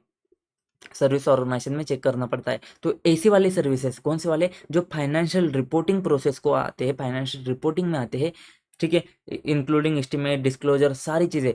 Controls around journal entry, specially non standard, non recurring, unusual transaction, complex transaction, जैसे कि सिग्निफिकेंट फाइनेंशियल इवेंट होता है तुम्हारा, कुछ तुम्हारा जैसे बिजनेस कॉम्बिनेशन होता है, या फिर तुम्हारा कुछ तो फाइनेंशियल कॉम्प्लेक्स फाइनेंशियल इंस्ट्रूमेंट का वैल्यूएशन वगैरह करना है। तो कोई भी जगह पे जहाँ पे फाइनेंशियल रिपोर्टिंग का प्रोसेस आता है ना, वहाँ पे अगर सर्विस ऑर्गेनाइजेशन क्या करता है? सर्विसेज देता है। तो वो वाले सर्विसेज, तो यहाँ पे तुमने ध्यान क्या रखना है? यूजर एंटिटी के internal control over financial reporting को अफेक्ट करते हैं वो वाले सर्विसेज। ठीक है, तुम इसको याद रख सकते हो। जैसे तुमको याद रखना है, लॉजिकली मैंने बता दिया है कि तुम कौन से पॉइंट लिख सकते हो। ठीक है, क्लास ऑफ ट्रांजैक्शन मतलब कौन से? तुम्हारे एम्प्लॉय कॉस्ट, पेरोल। प्रोसीजर्स में तुम क्या एग्जांपल दे सकते हो? रिसीवेबल का पेमेंट कलेक्ट करना है, पेएबल को पे करना है। अकाउंटिंग रिकॉर्ड्स में तुम्हारे इनवॉइसेस, वाउचिंग वगैरह, जीआरएन कैसे बनता है, परचेस का ट्रांजेक्शन कैसे फ्लो होता है, ये सारी चीज़ें। फिर significant financial event, financial reporting का process, controls around journal entry, ये सारे प्रोसीजर जो है ना, अगर वो सर्विस ऑर्गेनाइजेशन देता है, अगर कोई एंटिटी देता है तभी वो सर्विस ऑर्गेनाइजेशन आएगा। एंड इसी केस में तुम्हारा क्या हो जाएगा? एस 402 एप्लीकेबल हो जाएगा। ठीक है, तो एस 402 गाइड करता है, एस 402 गाइड करता है ऑडिटर को व्हेन कंपनी यूज करता है सर्विस ऑर्गेनाइजेशन। जैसे कि पेरोल प्रोसेसिंग का काम क्या कर रहा है? कंपनी यूज कर रहा है, मतलब कंपनी सर्विस ऑर्गेनाइजेशन का यूज करता है। कंपनी कौन है? तुम्हारा यूजर एंटिटी। यूजर एंटिटी अगर सर्विस ऑर्गेनाइजेशन का यूज करता है ना, तो ऐसे 402 काम में आता है एंड वो तुमको गाइड करता है। ठीक है, it helps ensure user companies financial statement are accurate by considering controls of SO. तो एसओ के कंट्रोल तुम देख लोगे ना, तो तुमको समझ में आ जाएगा कि यूजर एंटिटी जो है ना तुम्हारा, वो कंपनी के फाइनेंशियल स्टेटमेंट एक्यूरेट है। इसकी वजह से ऐसे 402 पैदा हो गया तुम्हारा। ठीक है, अब यहाँ पे तुम्हारे ऑब्जेक्टिव क्या है? अब तुम कौन हो? अब तुम यूजर ऑडिटर हो। अब तुम जब तक तुम्हारा ऐसे 402 खत्म नहीं होता है तब तक तुम कौन हो? यूजर ऑडिटर हो। ठीक है, अभी तुम्हारे ऑब्जेक्टिव क्या होने चाहिए? अब देखो, अब तुम इमेजिन करो कि एक ऑर्गेनाइजेशन, एक एंटिटी है, वो एंटिटी का तुम ऑडिट कर रहे हो। वो एंटिटी है ना, उसका जो पेरोल प्रोसेसिंग है ना, वो किसी और एंटिटी के पास में है। तो जो किसी और कोई और एंटिटी है ना, वो क्या है? तुम्हारा सर्विस ऑर्गेनाइजेशन है। तुम्हारा जो एंटिटी है ना, वो यूजर एंटिटी है। अब तुम यूजर ऑडिटर के केस में हो, अब तुम यूजर ऑडिटर के रोल में हो। ठीक है, अब तुम्हारे ऑब्जेक्टिव क्या होने चाहिए? व्हेन यूजर एंटिटी यूज करता है सर्विसेज ऑफ सर्विस ऑर्गेनाइजेशन, अब तुम्हारे ऑब्जेक्टिव क्या होने चाहिए? To obtain understanding of nature and significance of services जो प्रोवाइड किए हैं सर्विस ऑर्गेनाइजेशन ने। तो तुमको क्या समझना है? जो सर्विसेज ये सो प्रोवाइड कर रहा है ना, कौन से? पेरोल प्रोसेसिंग के, उसका नेचर, मतलब वो किस नेचर के है एंड वो कितने सिग्निफिकेंट है। सिग्निफिकेंट मतलब क्या? कितने क्रूशियल है, कितने क्रूशियल है कि तुम्हारे फाइनेंशियल स्टेटमेंट को वो किस तरीके से अफेक्ट करते हैं, एंड उसका नेचर क्या है ये तुमको देखना पड़ेगा। And their effect on, and उसका इफेक्ट क्या है, किसके ऊपर इफेक्ट होगा उसका? यूजर एंटिटी के internal control relevant to audit sufficient to identify and assess रोमम। ठीक है, एंड उसका क्या है? उसका इफेक्ट तुमको देखना पड़ेगा कि यूजर एंटिटी के इंटरनल कंट्रोल के ऊपर उसका कितना रिलेवेंट है ऑडिट के लिए। एंड तुमको उस एरिया में क्या करना पड़ेगा? रिस्क ऑफ मटेरियल मिसस्टेटमेंट होने का चांस कितना है वो तुमको देखना पड़ेगा।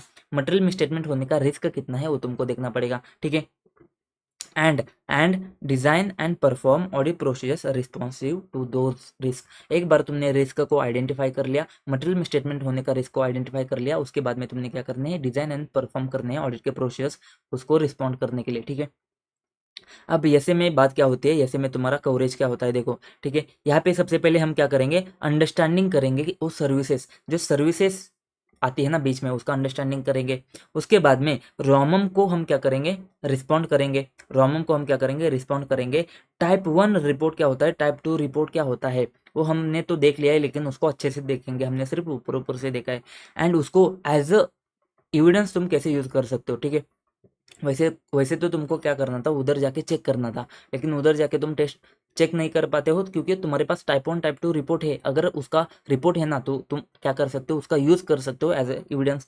फिर तुमको टेस्ट ऑफ कंट्रोल प्रोसेस करने हैं एंड रिपोर्ट कैसे करना है यूजर ऑडिटर को, मतलब तुमको उसके ऊपर रिपोर्ट कैसे करना है ये बात आती है, ठीक है। रिपोर्टिंग के बारे में देखेंगे। सबसे पहली बात आती है obtaining and understanding of the services. सबसे पहले बात आती है सर्विसेज का अंडरस्टैंडिंग लेने के लिए, ठीक है। तो हमारे पास हमने बात करी, हमारे पास क्या है, हमारे पास यूजर एंटिटी है एंड हमारे पास सर्विस ऑर्गेनाइजेशन है। इनके बीच में क्या है, इनके बीच में क्या है, कुछ तो सर्विसेज हो रही है, इनके बीच में क्या है, कुछ तो लेन देन है, ठीक है। लेन देन किसकी है, ये जो है ना सर्विस ऑर्गेनाइजेशन क्या देती है, सर्विस देती है एंड यूजर ऑर्गेनाइजेशन उसको क्या करते हैं, पे करते हैं वो सर्विस देने के लिए, ठीक है। तो ये जो सर्विसेज एंड पे का है ना, तो ये दोनों के बीच में क्या हुआ है, ये दोनों के बीच में लैला मजनू का रिश्ता क्रिएट हो जाता है भाई साहब, रिश्ता क्रिएट हो जाता है। तो सबसे पहले रिश्ते में तो हम कुछ लगते हैं तुम्हारे, वो तो समझने दो, वो तो जान दो, लेकिन ये जो सर्विस है ना, ये सर्विस को तुमको समझना पड़ेगा कि ये सर्विस किस टाइप की सर्विस दे रहा है। जैसे कि हमने बहुत सारे सर्विस देखे, एम्प्लॉय कॉस्ट का, या फिर प्रोसीजर्स का, या फिर अकाउंटिंग रिकॉर्ड्स का, कॉम्प्लेक्स फाइनेंशियल इंस्ट्रूमेंट का कैलकुलेशन, ये बहुत सारे टाइप के सर्विस हो सकते हैं ना। तो सबसे पहले तुमको क्या समझना पड़ेगा, सबसे पहले समझना पड़ेगा कि भाई साहब इस ये जो है ना, ये किस नेचर की सर्विसेज है एंड ये सर्विसेज कितनी सिग्निफिकेंट है। सिग्निफिकेंट किसको होंगी, यूजर एंटिटी को सिग्निफिकेंट होंगी भाई साहब, यूजर एंटिटी को, क्योंकि हम यूजर ऑडिटर है ना। अभी अभी तुमने मान लिया ना कि तुम यूजर ऑडिटर के रोल में हो, अभी मान लिया ना भाई साहब, अब तो मान जाना भाई साहब, अभी मान लिया, तो तुझे जो सर्विसेज है ना, वो सर्विसेज उसका नेचर क्या है एंड वो कितनी सिग्निफिकेंट है वो तो समझना पड़ेगा। मतलब क्या, वो किस टाइप की सर्विसेज है। जैसे हमने एक एग्जाम्पल लिया है पेरोल प्रोसेसिंग की। अभी जो पेरोल का प्रोसेसिंग है ना, वो कितना सिग्निफिकेंट है, मतलब कितना क्रूशियल है। सिग्निफिकेंट का मतलब क्या होता है, कितना क्रूशियल है, किसके, यूजर एंटिटी के एफएस के लिए, यूजर एंटिटी के एफएस के लिए कितना क्रूशियल है वो तो तुझे देखना पड़ेगा, ठीक है। यूजर एंटिटी के एफएस के लिए कितना क्रूशियल है वो तुझे देखना पड़ेगा, यूजर एंटिटी के एफएस के लिए कितना क्रूशियल है वो तुझे देखना पड़ेगा। दूसरी चीज, ये तो पहली चीज होगी नेचर एंड सिग्निफिकेंस। दूसरी चीज है, तुझे देखना पड़ेगा कि वो मटेरियल है क्या, वो तो कितना क्रुशियल है वो तो तूने देख लिया, अब तुझे देखना पड़ेगा मटेरियल है क्या। अब ये नेचर एंड सिग्निफिकेंस के साथ में, नेचर एंड सिग्निफिकेंस के साथ में तुझे प्लस में क्या देखना पड़ेगा, इंटरनल कंट्रोल भी उसके देखने पड़ेंगे, उसके इंटरनल कंट्रोल के लिए भी तुझे देखना पड़ेगा। और तो ठीक है, बाद में देख लेंगे हम, लेकिन वो तुझे मटेरियल है क्या, ठीक है। तो तुझे देखना पड़ेगा उसका नेचर एंड मटेरियलिटी। तो तुझे क्या देखना पड़ेगा, उस सर्विसेज का नेचर एंड मटेरियलिटी देखना पड़ेगा। वो सर्विसेज मटेरियल है क्या, मतलब वो सर्विसेज तुम्हारे जो फाइनेंशियल स्टेटमेंट में वो कितने मटेरियल है वो तुझे देखना पड़ेगा, वो सर्विसेज के ऊपर तुझे देखना पड़ेगा। फिर ये जो सर्विसेज इनका ये जो लेना देना हो रहा है ना, पेमेंट सर्विसेज, ये जो है ना, इसकी वजह से क्या हुआ है पता है क्या, इसकी वजह से इन दोनों के बीच में, इन दोनों के बीच में क्या हो रहा है, एक रिश्ता बन गया है, इनका रिलेशनशिप बन गया है। क्योंकि इनका इतना इंटरेक्शन हुआ है ना, इनका इतना इंटरेक्शन हुआ है ना, वो इंटरेक्शन के बेसिस पे क्या हुआ है, वो इंटरेक्शन के बेसिस पे इनका क्या बना है, रिलेशन बना है। इंटरेक्शन के बेसिस पे इनका क्या बना है, रिलेशन बना है। तो जो इनका इंटरेक्शन है ना, ये इंटरेक्शन भी तुझे क्या करना पड़ेगा, देखना पड़ेगा। इंटरेक्शन देखना पड़ेगा किसके बीच में, बिटवीन तुम्हारा service organization and user entity, ठीक है। User entity and service organization के बीच में इंटरेक्शन कैसे होता है, मतलब वो जो एम्प्लॉय है ना, वो काम तो करेगा तुम्हारे यूजर एंटिटी में, तो वो जो काम करेगा तो रोज आता है जाता है, कौन देखता है, कैसे देखता है, उसका प्रोसेसिंग कैसे होता है। तो यूजर एंटिटी उसको क्या बताती है कि तुमने क्या, कौन से प्रोसेस परफॉर्म करने हैं, क्या करना है।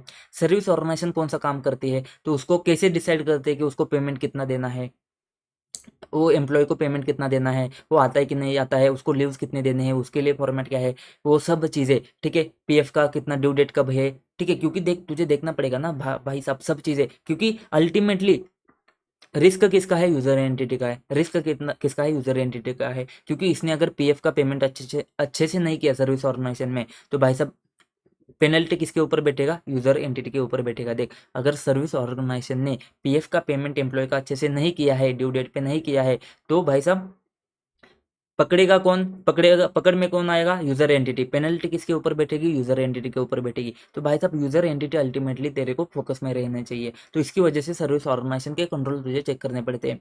अभी देख, इसके बीच में इंटरेक्शन होना चाहिए कि भाई साहब अब मुझे एम्प्लॉय हायर करने, तो भाई साहब एम्प्लॉय हायर कर ले, मुझे अब कितना इनको अप्रेजल देना है, कितना अप्रेजल देना है, इनका पेमेंट कैसे डिसाइड होगा, ये सारी बातें ये दोनों क्या करेंगे, बातें करेंगे। ये बातें तुझे देखनी पड़ेंगी, क्योंकि सर्विस तू देख रहा है ना, वो सर्विस के बारे में इंटरेक्शन तो होना चाहिए। वो interaction user entity and SO में कैसे होता है वो तुझे देखना पड़ेगा। एंड साथ में तुझे देखना पड़ेगा उनका रिलेशनशिप देखना पड़ेगा। ये 3-4 चीज़ें आती है जो तुझे सर्विसेज के बारे में देखनी होती है। हम क्या करते हैं, हम उसको क्या करते हैं, यहाँ से पढ़ लेते हैं, ठीक है। रिलेशनशिप एंड उनका कॉन्ट्रेक्चुअल टर्म्स, ठीक है। अब बात आती है, तेरे को क्वेश्चन समझना चाहिए, तू क्या करता है, तू क्या कर रहा है अभी, तुझे ऑप्टेन करना है अंडरस्टैंडिंग ऑफ सर्विसेज। अंडरस्टैंडिंग जब हम परफॉर्म करते हैं ना, तो तुमको भाई साहब क्यों परफॉर्म कर रहे हो, ताकि तुमको समझ में आए कि रिस्क कितना है इसमें, ठीक है। तो जैसे 315 में जब हम रिस्क असेस करते ना, उसके लिए हम अंडरस्टैंडिंग ऑब्टेन करते। तो देखो भाई साहब, हमने जहाँ जहाँ पे बड़े बड़े एसेस पढ़े ना, जैसे 550 हो गया तुम्हारा, 540 हो गया, तो वहाँ पे हमने क्या देखा है, सबसे पहले रिस्क असेसमेंट के प्रोसेस एंड उसको रिस्पॉन्ड कैसे करना है, ये हमने देखा है। तो ये भी ऐसे ही तुम्हारा 402, इसमें भी तुमको क्या करना पड़ेगा, रिस्क असेसमेंट के प्रोसेस एंड उसको रिस्पॉन्ड करना पड़ेगा। अभी रिस्क असेस करने के लिए तुमको सर्विसेज तो समझना पड़ेगा ना भाई साहब। तो क्वेश्चन कैसे आता है, देख, क्वेश्चन या तो क्वेश्चन सीधा सीधा आ जाएगा, जो पूछेगा तुमको कि भाई साहब how he can obtain understanding of uses of services outsource agency in its operation. मतलब पूछ रहा है कि वो कैसे अंडरस्टैंड करेगा सर्विसेज को। तो अगर सीधा सीधा पूछ रहा है ना कि सर्विसेज को अंडरस्टैंड कैसे करेगा, तो सीधा सीधा लिख सकता है। लेकिन कभी कभी ऐसे घुमा के पूछेगा, घुमा के क्या पूछ रहा है, देख, as an auditor what would be your considerations regarding the nature and extent of activities undertaken by service organization. किसके बारे में बात कर रहा है, nature and extent of activities के बारे में बात कर रहा है। एक्टिविटीज मतलब क्या, सर्विसेज के बारे में बात कर रहा है। so as to determine whether those activities are relevant to the audit and if so assess their effect on audit risk। तो वो जो एक्टिविटीज है ना, वो ऑडिट के लिए रिलेवेंट है क्या, ये डिटरमाइन करना है। तो उसके लिए तुझे उसके बाद तूने क्या करना है, उसका ऑडिट रिस्क भी देखना है। तो देख भाई साहब, ये जो ऊपर वाला क्वेश्चन है ना, वो थोड़ा दिक्कत देगा, नीचे वाला तो सिंपल है भाई साहब। जो मोबाइल है ऑपरेटिंग कंपनी है, वो क्या करता है, मार्केटिंग फंक्शन उसने आउटसोर्स किया है, उसके ऑपरेशंस जैसे कि maintenance of mobile infrastructure, customer billing, payroll, accounting function. तो देख भाई, मोबाइल इंफ्रास्ट्रक्चर वो सब तो नहीं आता है, लेकिन customer billing, payroll and accounting function तो तेरा इस सर्विस ऑर्गेनाइजेशन में कवर होता है। तो यहाँ पे देखा है कि how as an auditor how he can obtain an understanding, किसका अंडरस्टैंडिंग ऑब्टेन करना है तूने, वो सर्विसेज का अंडरस्टैंडिंग ऑब्टेन करना है। तो भाई साहब सीधा सीधा बोला है कि सर्विसेज का अंडरस्टैंडिंग ऑब्टेन कर, या फिर घुमा घुमा के बोला है, जैसे कि तुमने बोला है कि nature and extent of activities and activities relevant है क्या ऑडिट के लिए, ऐसा घुमा घुमा के बोला है। तो भी तूने क्या करना है, अंडरस्टैंडिंग कैसे करना है उसके बारे में लिखना है। देख, when obtaining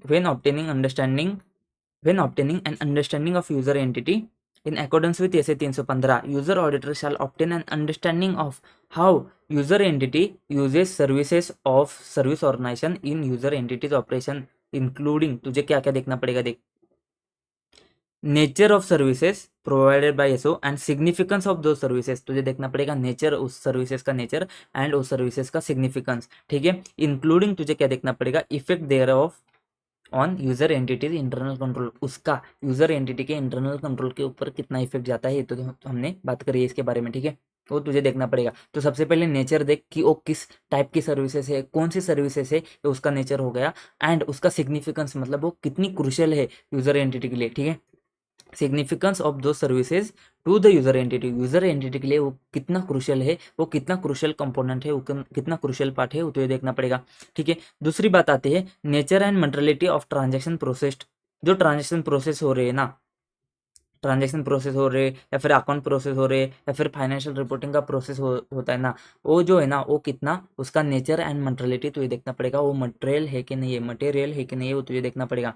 उसके बाद में तुझे देखना है डिग्री ऑफ इंटरेक्शन, किसके बीच में इंटरेक्शन होगा, सर्विस ऑर्गेनाइजेशन के एंड यूजर एंटिटी के बीच में इंटरेक्शन कैसे होता है, एंड उनके बीच में रिलेशनशिप कैसा है, रिलेशनशिप किसके बीच में है, user entity and service organization के बीच में है, इंक्लूडिंग उनका रिलेवेंट कॉन्ट्रेक्चुअल टर्म्स कैसा है उसके बारे में भी देखना है। देख भाई साहब सिंपल से 4 पॉइंट है एंड क्वेश्चन का इंपॉर्टेंस तो तुझे दिख रहा है, ठीक है, क्वेश्चन का इंपॉर्टेंस तो तुझे दिख रहा है भाई साहब, एंड सिंपल से 4 पॉइंट है, 4 पॉइंट याद रखने हैं तुझे। क्या देखेगा भाई साहब, सर्विस कौन सी है, सर्विस कौन सी है, वो कितनी क्रुशियल है एंड मटेरियल है, क्रुशियल है एंड मटेरियल है, मतलब नेचर के साथ में सिग्निफिकेंस के साथ में मटेरियलिटी, ठीक है। ये 3 चीज होने के बाद में, ये 2 चीज होने के बाद में तू क्या करेगा, उसके बाद में देखेगा ये दोनों के बीच में क्या हो रहा है, दोनों के बीच में क्या क्या हो रहा है वो तुझे देखना पड़ेगा। ये दोनों के बीच में इंटरेक्शन कैसे होता है एंड ये दोनों के बीच में रिलेशनशिप कैसा है, कॉन्ट्रेक्चुअल टर्म्स वगैरह कैसे है, ये तुझे देखना पड़ेगा, ठीक है। तो इंटरेक्शन देखना पड़ेगा एंड रिलेशनशिप देखना पड़ेगा, इतनी सी बात है, 4 पॉइंट है, तो कैसे भी याद रख सकता है उसको, तो समझाने का काम मेरा है, मैंने समझा दिया है, उसको याद करने का काम तेरा है। इसके लिए शॉर्टकट जो भी है ना, वो शॉर्टकट बनाने का है तो बना दे भाई साहब। अगर बनाने का है ना, देख भाई साहब यहाँ पे एन है, यहाँ पे एन है, यहाँ पे एन है, तो एन एन एन, ये एन एन एन तुम्हारा नवंबर वाला नहीं है, ठीक है, नवंबर में जो एन एन एन होता है ना वो वाला नहीं है। एंड यहाँ पे आई है या फिर डी है, ठीक है। तो जैसे तुमको याद रखना है ना, आई एन एन एन या फिर डी एन एन एन, ऐसा कुछ तो तुम क्या कर सकते हो, याद कर सकते हो, ठीक है। तो यहाँ पे सिग्निफिकेंस को याद रखना है तुमने, नेचर सिग्निफिकेंस, यहाँ पे मटेरियलिटी को याद रखना है। तो अगर तुमको दूसरा शॉर्टकट बनाना है ना, तो सबसे पहले नेचर देखो, सिग्निफिकेंस देखो, मटेरियलिटी देखो, इंटरेक्शन देखो एंड रिलेशनशिप देखो। तो यहाँ से तुम कुछ तो बनाना है तो तुम बना सकते हो भाई साहब, मेरा काम हो चुका है, ठीक है। एंड एंड में तुम क्या करोगे, based on above auditor will assess करेगा effect on the audit risk and take necessary steps while conducting audit. और इसी चीज को यूज करके तुम क्या करोगे, इसी चीज को यूज करके तुम क्या करोगे, रिस्क को असेस करोगे, ठीक है। अब बात आती है, ये तो बात आती है, तो ये सब किसके बारे में बात हो रही है, ये सब तुमको किसके बारे में बात हो रही है, ये सब बात हो रही है कि एज अ यूजर ऑडिटर क्या करेगा, यूजर एंटिटी से जो जो इन्फॉर्मेशन मांगेगा, यूजर एंटिटी से इन्फॉर्मेशन मांग के क्या करेगा, समझने की कोशिश करेगा कि सर्विसेज कौन सी है, ठीक है। अब यहाँ पर भी किससे इन्फॉर्मेशन ले रहा है, यूजर एंटिटी से इन्फॉर्मेशन लेके देखने की कोशिश कर रहा है। अभी ये जो तुम्हारा पहला वाला पॉइंट है ना, ये जो पहला वाला पॉइंट है ना, यही तुम्हारा पहला वाला पॉइंट यहाँ पे पॉइंट नंबर सी बनता है, यही तुम्हारा पहला वाला पॉइंट ही तुम्हारा पॉइंट नंबर सी बनता है, ठीक है। क्या है देखते हैं, user auditor shall determine weather sufficient understanding of nature and significance के बारे में जो तुमने ऊपर बात करी है ना, उसका sufficient understanding of service provide by SO and their effect on internal control, user entity के इंटरनल कंट्रोल के बारे में हमने यहाँ पे बात करी थी। To the audit has been obtained, तो तुझे देखना है कि ये जो nature significance and internal control का जो अंडरस्टैंडिंग है ना, वो सफिशिएंट अंडरस्टैंडिंग तूने ऑब्टेन किया है क्या, to provide a basis for identification and assessment of ROMM. तो रॉमम को असेस करने के लिए, रिस्क को असेस करने के लिए तुझे सफिशिएंट अंडरस्टैंडिंग ऑब्टेन हुआ है क्या, किसका, नेचर का, सिग्निफिकेंस का एंड उसके कंट्रोल्स का। ये जो पहला पॉइंट है ना तुम्हारा, उसी बेसिस पे तूने देखना है, सिर्फ तूने ऐड क्या करना है, सफिशिएंट अंडरस्टैंडिंग ऑब्टेन किया है कि नहीं किया है, सफिशिएंट अंडरस्टैंडिंग ऑब्टेन किया है कि नहीं किया है, ये बात आती है तुझे, ये बात देखनी है, ठीक है। When obtaining an understanding of internal control relevant to the audit in accordance with 315, user auditor shall evaluate करेगा, क्या evaluate करेगा, design and implementation of relevant controls at user entity that relate to the services provided by SO, ठीक है। जब तू क्या करेगा, जब तू इंटरनल कंट्रोल के बारे में देखेगा ना, जब तुझे ऑब्टेन करना है अंडरस्टैंडिंग ऑफ इंटरनल कंट्रोल, जब तुझे अंडरस्टैंड करना है internal control relevant to audit in accordance with SA 315, user auditor shall evaluate, क्या करेगा, evaluate design and implementation of relevant control at user entity that relate करते हैं सर्विस प्रोवाइडेड बाय एसओ। जो हमारा जो टाइप 1 टाइप 2 रिपोर्ट जाता है ना, उसमें हम क्या बात करते हैं, डीम ऑफ आईसी। तो इसमें डिजाइन एंड इम्प्लीमेंटेशन की बात हो रही है ऑफ रिलेवेंट कंट्रोल मतलब क्या, रिलेवेंट क्यों बात आ रही है, क्योंकि यहाँ पे सिर्फ हम पेरोल के रिलेटेड ही कंट्रोल को देखेंगे। तो रिलेवेंट कंट्रोल और एट यूजर एंटिटी जो रिलेट करते हैं जो सर्विस प्रोवाइडेड बाय एसओ। तो इसके बारे में तुमने ज़्यादा ध्यान से देखने की जरूरत नहीं है, ऊपर के 4 पॉइंट देख लो एंड ये जो नीचे के 4 पॉइंट है ना, इसको भी तुमको ध्यान में देना पड़ेगा, ठीक है।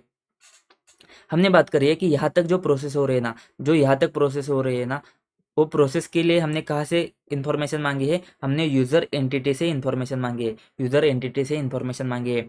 लेकिन if user auditor unable to obtain sufficient understanding from user entity, तो यूज़र एंटिटी से वो उसको सफिशिएंट अंडरस्टैंडिंग ऑब्टेन नहीं होती है, ठीक है। उसको ऊपर करनी तो थी सफिशिएंट अंडरस्टैंडिंग, लेकिन अगर नहीं कर पाता है तो क्या करेगा, वो अंडरस्टैंडिंग ऑब्टेन करेगा फ्रॉम किससे, वन और more of the following procedures. अगर उसको यूजर एंटिटी से अंडरस्टैंडिंग नहीं मिलती है तो क्या करेगा, नीचे दिए गए एक या एक से ज़्यादा प्रोसीजर्स फॉलो करेगा। वो क्या करेगा देख, वो क्या करेगा, type type 1 and type 2 report, type 1 या टाइप 2 रिपोर्ट क्या करेगा, ऑब्टेन करेगा किससे, सर्विस ऑडिटर से। क्या करेगा, वो टाइप 1 टाइप 2 रिपोर्ट ऑब्टेन करेगा, वो सर्विस ऑर्गेनाइजेशन से ही करेगा, ठीक है। सर्विस ऑडिटर सर्विस ऑर्गेनाइजेशन को रिपोर्ट देगा एंड सर्विस ऑर्गेनाइजेशन तेरे को रिपोर्ट देगी, ठीक है। तो टाइप 1 टाइप 2 रिपोर्ट क्या करेगा, ऑब्टेन करेगा। Obtaining type 1 type 2 report obtain करके तू क्या कर ले, सफिशिएंट अंडरस्टैंडिंग ले ले, या फिर तू क्या कर ले, सीधा सीधा कॉल कर ले येसो को, एंड तुझे जो जो इन्फॉर्मेशन चाहिए ना वो इन्फॉर्मेशन मांग ले, सीधा सीधा कॉन्टैक्ट कर ले, ठीक है। सीधा सीधा कर ले या फिर थ्रू यूजर एंटिटी कर ले, ठीक है। यूजर एंटिटी के थ्रू कर ले, अगर यूजर एंटिटी गुस्सा हो गया तो भाई साहब गुस्सा नहीं होना चाहिए, तो यूजर एंटिटी के थ्रू कर ले, कॉन्टैक्ट कर ले, एंड तुझे जो जो इन्फॉर्मेशन चाहिए ना वो इन्फॉर्मेशन मांग ले भाई साहब।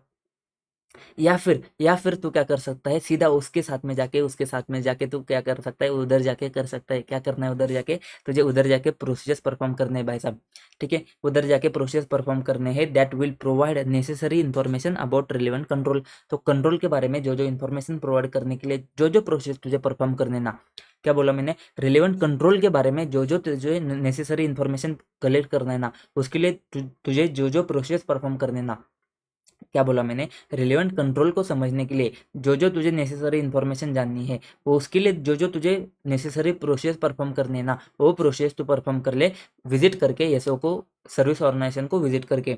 या फिर तू क्या कर सकता है, using another auditor to perform procedures that will provide necessary information about controls at SO, ठीक है। वो रिलेवेंट कंट्रोल क्या करेगा, प्रोवाइड करने के लिए अगर तू नहीं जा सकता है तो क्या कर ले, किसी अदर ऑडिटर को यूज कर ले, किसी अदर ऑडिटर को यूज़ कर ले, ठीक है। तो किसी अदर ऑडिटर को यूज़ कर ले, लेकिन ज़रूरत नहीं पड़ती इतनी सारी चीज़ों की, क्योंकि हमारे को रियल लाइफ में हमारे पास टाइप 1 एंड टाइप 2 रिपोर्ट होते हैं। रियल लाइफ में हमारे पास टाइप 1 एंड टाइप 2 रिपोर्ट होते हैं। तो हम क्या करते हैं, जनरली हम क्या करते हैं, हम उसके ऊपर रिलाई करते हैं, क्योंकि वहाँ पे भी इंडिपेंडेंट ऑडिटर होता है, ठीक है। तो जनरली हम क्या करते हैं, उसके ऊपर रिलाई करते हैं। अगर कुछ कुछ इन्फॉर्मेशन मांगनी है तो इन्फॉर्मेशन मांगते भी है, एंड कभी कभी हम चाहते हैं तो विजिट भी कर सकते हैं, ठीक है। तो ये बात आती है, ये तुम्हारे चार प्रोसेस है। अगर तुम unable to obtain sufficient understanding from user entity, तो तुम क्या करते हो, येसो से ऑब्टेन करने की कोशिश करते हो। येसो से क्या क्या ऑब्टेन करोगे, सबसे पहले टाइप 1 टाइप 2 रिपोर्ट, या फिर उसको कॉन्टैक्ट करो थ्रू यूजर एंटिटी, या फिर तुम विजिट करो। अगर तुम नहीं जा सकते हो तो किसी और ऑडिटर को भेजो, एंड वो और ऑडिटर वाला क्या करेगा, प्रोसेस परफॉर्म करेगा, ठीक है। इतनी सिंपल सी बात आती है भाई साहब, इतनी सिंपल सी बात आती है। अब तुमने ये सब प्रोसीजर्स परफॉर्म करके क्या करना है, अल्टीमेटली तुमने क्या करना है, असेस करना है रोमम को असेस करना है। तो भाई साहब रोमम को असेस कर लिया है, अब तुमको क्या करना है, उसको रिस्पॉन्ड करना है, ठीक है। इन रिस्पॉन्डिंग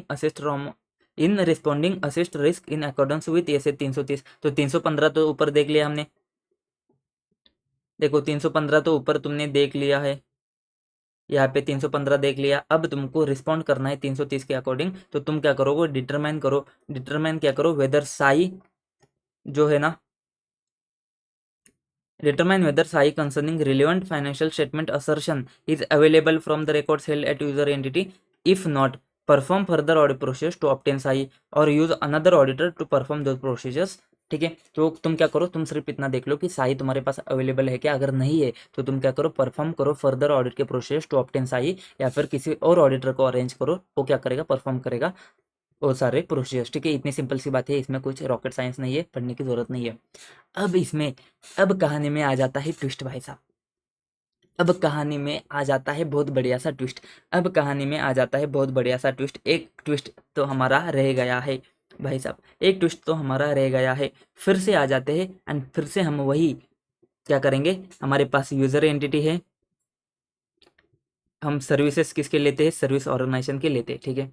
तो हमारे पास एक काम है, हमारे पास काम किसका है, पेरोल का है। पेरोल को प्रोसेस करने का काम क्या किया है, हमने आउटसोर्स किया है, जो यूजर एंटिटी परफॉर्म करती है, ठीक है। तो यूजर एंटिटी क्या करती है, पेरोल का पूरा प्रोसेस किसका, यूजर एंटिटी का परफॉर्म करती है। लेकिन अभी क्या होता है पता है क्या, ये सर्विस ऑर्गेनाइजेशन है ना, ये भी क्या करते हैं, पेरोल का काम करते हैं। लेकिन ये क्या करते हैं, ये किसी और ऑर्गेनाइजेशन से क्या करते हैं, ये पेरोल में से भी एक काम करवा के लेती है। जैसे कि पीएफ का कैलकुलेशन है ना, पीएफ का कैलकुलेशन करने के लिए इसने क्या किया है, किसी और एंटिटी का यूज किया है, जिसको हम बोलेंगे सब सर्विस ऑर्गेनाइजेशन।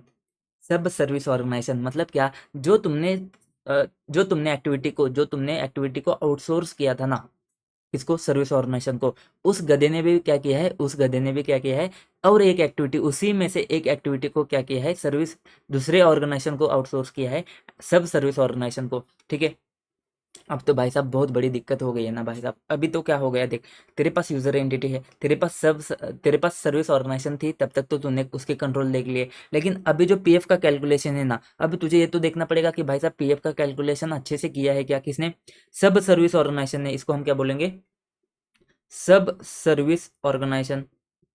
ठीक है, क्योंकि भाई साहब पीएफ का कैलकुलेशन अगर अच्छे से नहीं किया है ना, तो शायद डिमांड किसके ऊपर आएगा, यूजर एंटिटी के ऊपर आ जाएगा। उसको पेनल्टी किसको भरनी पड़ेगी, पेनल्टी तो यूजर एंटिटी को भरनी पड़ेगी ना। तो भाई साहब अब हमको एसओ के कंट्रोल्स तो देखने ही देखने हैं, साथ में क्या एसएसओ के, सब सर्विस ऑर्गेनाइजेशन के कंट्रोल्स भी देखने हैं क्या, सब सर्विस ऑर्गेनाइजेशन के कंट्रोल्स भी देखने पड़ेंगे क्या। हाँ भाई साहब देखने पड़ेंगे ना भाई साहब, सब सर्विस ऑर्गेनाइजेशन के भी कंट्रोल देखने पड़ेंगे ना। लेकिन भाई साहब याद करो हमने बात करी थी कि ये जो सर्विस ऑर्गेनाइजेशन है ना, ये परेशान हो गया था क्योंकि इतने सारे ऑडिटर इसके पास आके बैठ गए थे कंट्रोल चेक करने के लिए।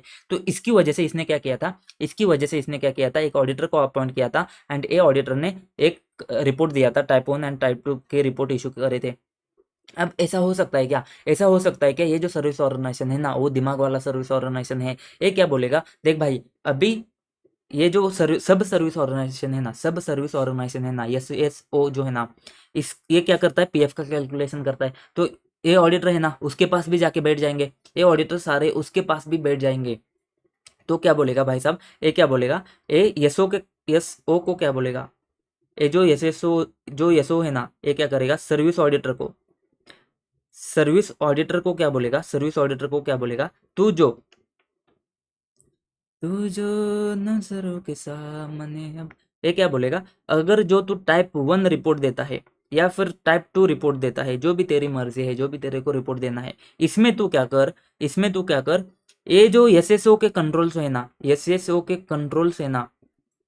इसको भी तू क्या कर, ऐड कर ले, ऐड कर ले, ताकि ताकि ये इसका जो यूजर एंटिटी का यूजर ऑडिटर है ना, इसको भाई साहब दिक्कत नहीं होनी चाहिए, कोई भी दिक्कत होनी नहीं चाहिए। तू क्या कर ले, तू मेरे कंट्रोल तो चेक कर ले भाई साहब, मैं कौन हूँ, मैं यसो हूँ, मेरे कंट्रोल तो चेक कर ले, लेकिन साथ में तू क्या कर ले, यस यस ओ के कंट्रोल भी चेक कर ले, यस यस ओ के भी कंट्रोल चेक कर ले, एंड तेरे रिपोर्ट में ही सब जाने दे, ताकि भाई साहब यूजर ऑडिटर बहुत बिंदास में काम करे, उसको कोई टेंशन नहीं होना चाहिए। वो क्या करेगा, रिपोर्ट पढ़ेगा और बात खत्म भाई साहब।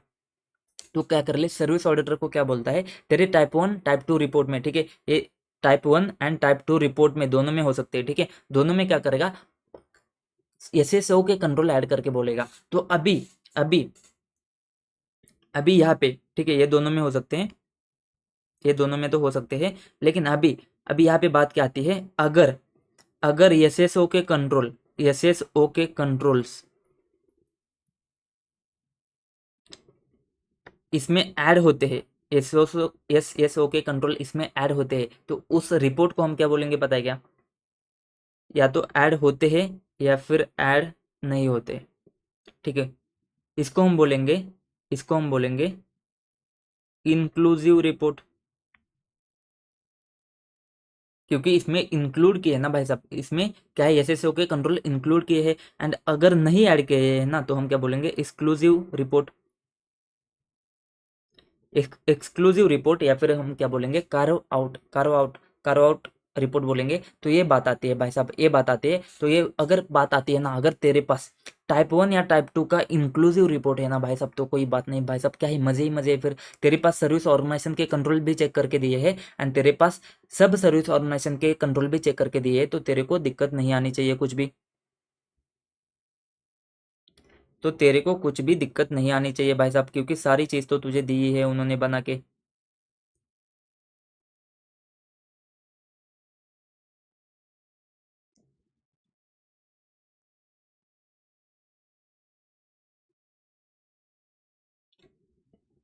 ठीक है।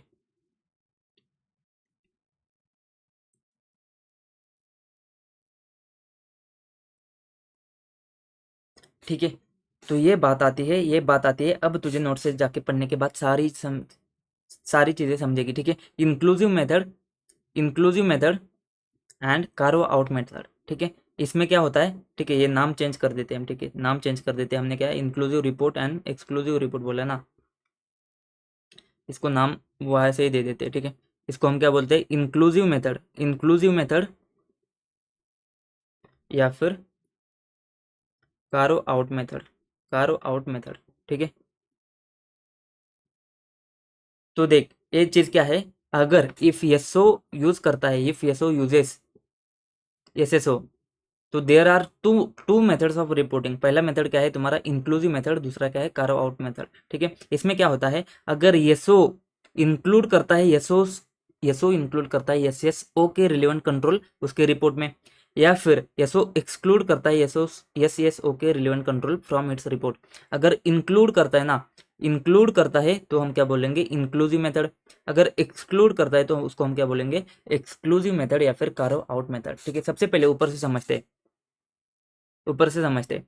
Controls at sub service organization, user entity may use service organization that in turn uses sub service organization. तो क्या बात हो रही है, यूजर एंटिटी ने यूज किया है, यूजर एंटिटी ने यूज किया है सर्विस ऑर्गेनाइजेशन, उसने क्या किया है, एसएसओ का यूज किया है to provide some services provided to user entity that are the part of user entity's information system relevant to financial reporting. User auditor may need to consider controls at SSO. तो user auditor को SSO को control भी देखना है। The interaction between activities of user entity and those of ESO is expanded to include interaction between user entity SO and SSO। तो बात क्या हो रही है भाई साहब, ये बात बहुत इंपॉर्टेंट है। ठीक है, इंटरेक्शन किसके बीच में जाएगा अभी, user entity SO and SSO को। देखो ऊपर हमारा इंटरेक्शन था, कहाँ पे, ये जो 4 पॉइंट है ना, 4 पॉइंट में हमारा इंटरेक्शन था, ये हमारा इंटरेक्शन था। इंटरेक्शन किसके बीच में था, हमारा एसओ एंड यूजर एंटिटी के बीच में था। तो जो हमारा यूजर एंटिटी, जो हमारा यूजर एंटिटी एंड एसओ के बीच में था ना, अब उसको तुमको एसएसओ के ऊपर भी इंटरेक्शन को तुमको कंसिडर करना पड़ेगा। User entity SO plus SSO के बारे में तुमको क्या करना पड़ेगा, उसके बारे में तुमको सोचना पड़ेगा। ये बात आती है, ये बात यहाँ पे करी है। ठीक है, तो इंटरेक्शन जो है ना तुम्हारा, इंटरेक्शन जो है ना वो तुमको क्या करना पड़ेगा, एक्सपांड करना पड़ेगा to include interaction between user entity SO and SSO. If user auditor is unable to obtain sufficient understanding from user entity. तो देख हमने ऊपर क्या बोला, अगर अगर if unable to obtain sufficient understanding from user entity, तो हमने 4 पॉइंट देखे थे। तो user entity, user auditor shall obtain that understanding by following 2 methods of presenting description of internal control in type 1 report और टाइप 2 रिपोर्ट। ठीक है, अगर तू ये चीज करके अंडरस्टैंडिंग ऑब्टेन नहीं कर पाता है ना, तो तुझे क्या करना पड़ेगा, तुझे टाइप 1 एंड टाइप 2 रिपोर्ट में 2 मेथड्स को अप्लाई करना पड़ेगा। कौन से 2 मेथड से, एक है तेरा इंक्लूसिव मेथड एंड दूसरा है तुम्हारा कर्व आउट मेथड। इन इधर मेथड क्या होता है, बेसिक तो चीज आ ही जाती है। बेसिक क्या चीज आती है, एसओ इंक्लूड करता है description of functions and nature of processing perform by SSO. इस सेंटेंस से तुमने कंफ्यूज होना नहीं है। यहाँ पे बात क्या आ रही है, यहाँ पे बात होती है तुम्हारा description of functions and nature of processing. मतलब यहाँ पे सिर्फ बेसिक बात आती है कि प्रोसेसिंग का नेचर क्या है, वो जो यूएसएस है ना, उसका प्रोसेसिंग का नेचर क्या है, वो फंक्शन क्या करता है। यहाँ पे कंट्रोल की बात नहीं आती है। अगर कंट्रोल्स अगर आते हैं ना, तो भाई साहब तो फिर तेरा मेथड इंक्लूसिव होता है। तो यहाँ पे बोलेगा क्योंकि ये बोथ मेथड में, दोनों मेथड में बेसिक बात करेंगे। बेसिक बात कौन सी है, फंक्शन की एंड प्रोसेसिंग की बेसिक बात तो तुमने करनी ही करनी है। लेकिन अगर इंक्लूसिव मेथड होता है ना, तो तूने कंट्रोल्स के बारे में भी ऐड करना है, एंड एक्सक्लूसिव होता है ना, तो कंट्रोल उसमें ऐड नहीं होते। ठीक है, ये बात समझनी है। बेसिक वाले फंक्शन क्या होते हैं, प्रोसेसिंग क्या होता है, वो तो बात बतानी पड़ेगी ना भाई साहब की। हमने जो है ना, हमने जो पीएफ का जो प्रोसेस किया है ना, वो एसएसओ ने प्रोसेस किया है, ये तो तुझे बताना पड़ेगा दोनों रिपोर्ट में। ठीक है, इफ टाइप 1 और टाइप 2 रिपोर्ट एक्सक्लूड करते हैं कंट्रोल्स एट एसएसओ, मतलब तुम्हारा कार्व आउट मेथड, मतलब अगर इसमें तुम्हारे कंट्रोल नहीं है, अगर तुम्हारे कंट्रोल नहीं है, किसमें, टाइप 1 टाइप 2 रिपोर्ट में तुम्हारे कंट्रोल नहीं है एसएसओ के, and the service provided by SSO are relevant to the audit of user entities financial statement. बहुत फतेह की बात आती है, user entity user auditor is required to apply requirement of S 402 in respect of SSO. मतलब क्या बात आती है, अभी तक हम जब ऊपर देख रहे थे ना, हम क्या बोले थे, 402 को हमको अप्लाई करना है कहाँ पे, सर्विस ऑर्गेनाइजेशन के ऊपर, क्योंकि वो हमको क्या करते हैं, मैटर करते हैं। मतलब हमको नेचर ऑफ सर्विसेज देखना है, उसका सिग्निफिकेंस देखना है, उसका मटेरियलिटी देखना है, उसका इंटरेक्शन देखना है, उसका रिलेशनशिप देखना है, ये सारी चीज़ें देखनी है। उसके बाद में अगर हमको ऑप्टेन नहीं होता है अंडरस्टैंडिंग यूजर एंटिटी से, तो हम क्या करेंगे, टाइप 1 टाइप 2 रिपोर्ट देखेंगे, कांटेक्ट करेंगे एसओ को, विजिट करेंगे एसओ को, यूज करेंगे अनदर ऑडिटर को। ठीक है, तो यहाँ पे बात आती है कि अगर तेरे पास इंक्लूसिव मेथड है ना, मतलब तूने क्या किया है, तूने तेरे को पता है कि उसके कंट्रोल भी तेरे एसओ के रिपोर्ट में आ जाते हैं, तो भाई साहब तेरे को कोई टेंशन नहीं है, तो उसके ऊपर देखेगा, तो उसके ऊपर ऑडिट एविडेंस ऑब्टेन कर सकता है, उसके ऊपर तू चेक कर सकता है। लेकिन अगर कार्व आउट मेथड है ना, मतलब क्या कि ये जो रिलेवेंट कंट्रोल जो है ना, उसको ऐड नहीं किया है तेरे रिपोर्ट में, तुझे क्या करना पड़ेगा, फिर तुझे वो सारे प्रोसेस परफॉर्म करने पड़ते हैं जो तू एसओ के लिए किया था। मतलब तूने एसओ के लिए क्या किया था, टाइप 1 रिपोर्ट तो क्या करेगा, फिर एसएसओ से जाके टाइप 1 रिपोर्ट मांगेगा, टाइप 2 रिपोर्ट मांगेगा, फिर एसएसओ को कॉन्टैक्ट करेगा, फिर एसएसओ को विजिट करेगा, उसके प्रोसेस परफॉर्म करेगा, फिर एसएसओ को जाके सारी चीज करेगा। मतलब 402 ऐसा का ऐसा एप्लीकेबल हो जाएगा एसएसओ को लेकर। ठीक है, तो इतना काम बढ़ता है भाई साहब, इसकी वजह से अच्छा है कि भाई साहब इंक्लूसिव मेथड करने को बोलो, एंड उनको बोलो कि भाई साहब एसओ के साथ में तू क्या कर ले, एसएसओ का भी रिपोर्ट दे दे, एसएसओ के भी कंट्रोल तू ऐड करके दे दे। इतनी सी बात है। ठीक है, तो अगर एमसीक्यू पॉइंट ऑफ व्यू से आता है तो तुमने लिखना है कि apply requirement of SA 402 in respect of SSO. तो एसओ के जो रिक्वायरमेंट होते हैं वो सारे एसएसओ को अप्लाई हो जाएंगे ऐसे कैसे।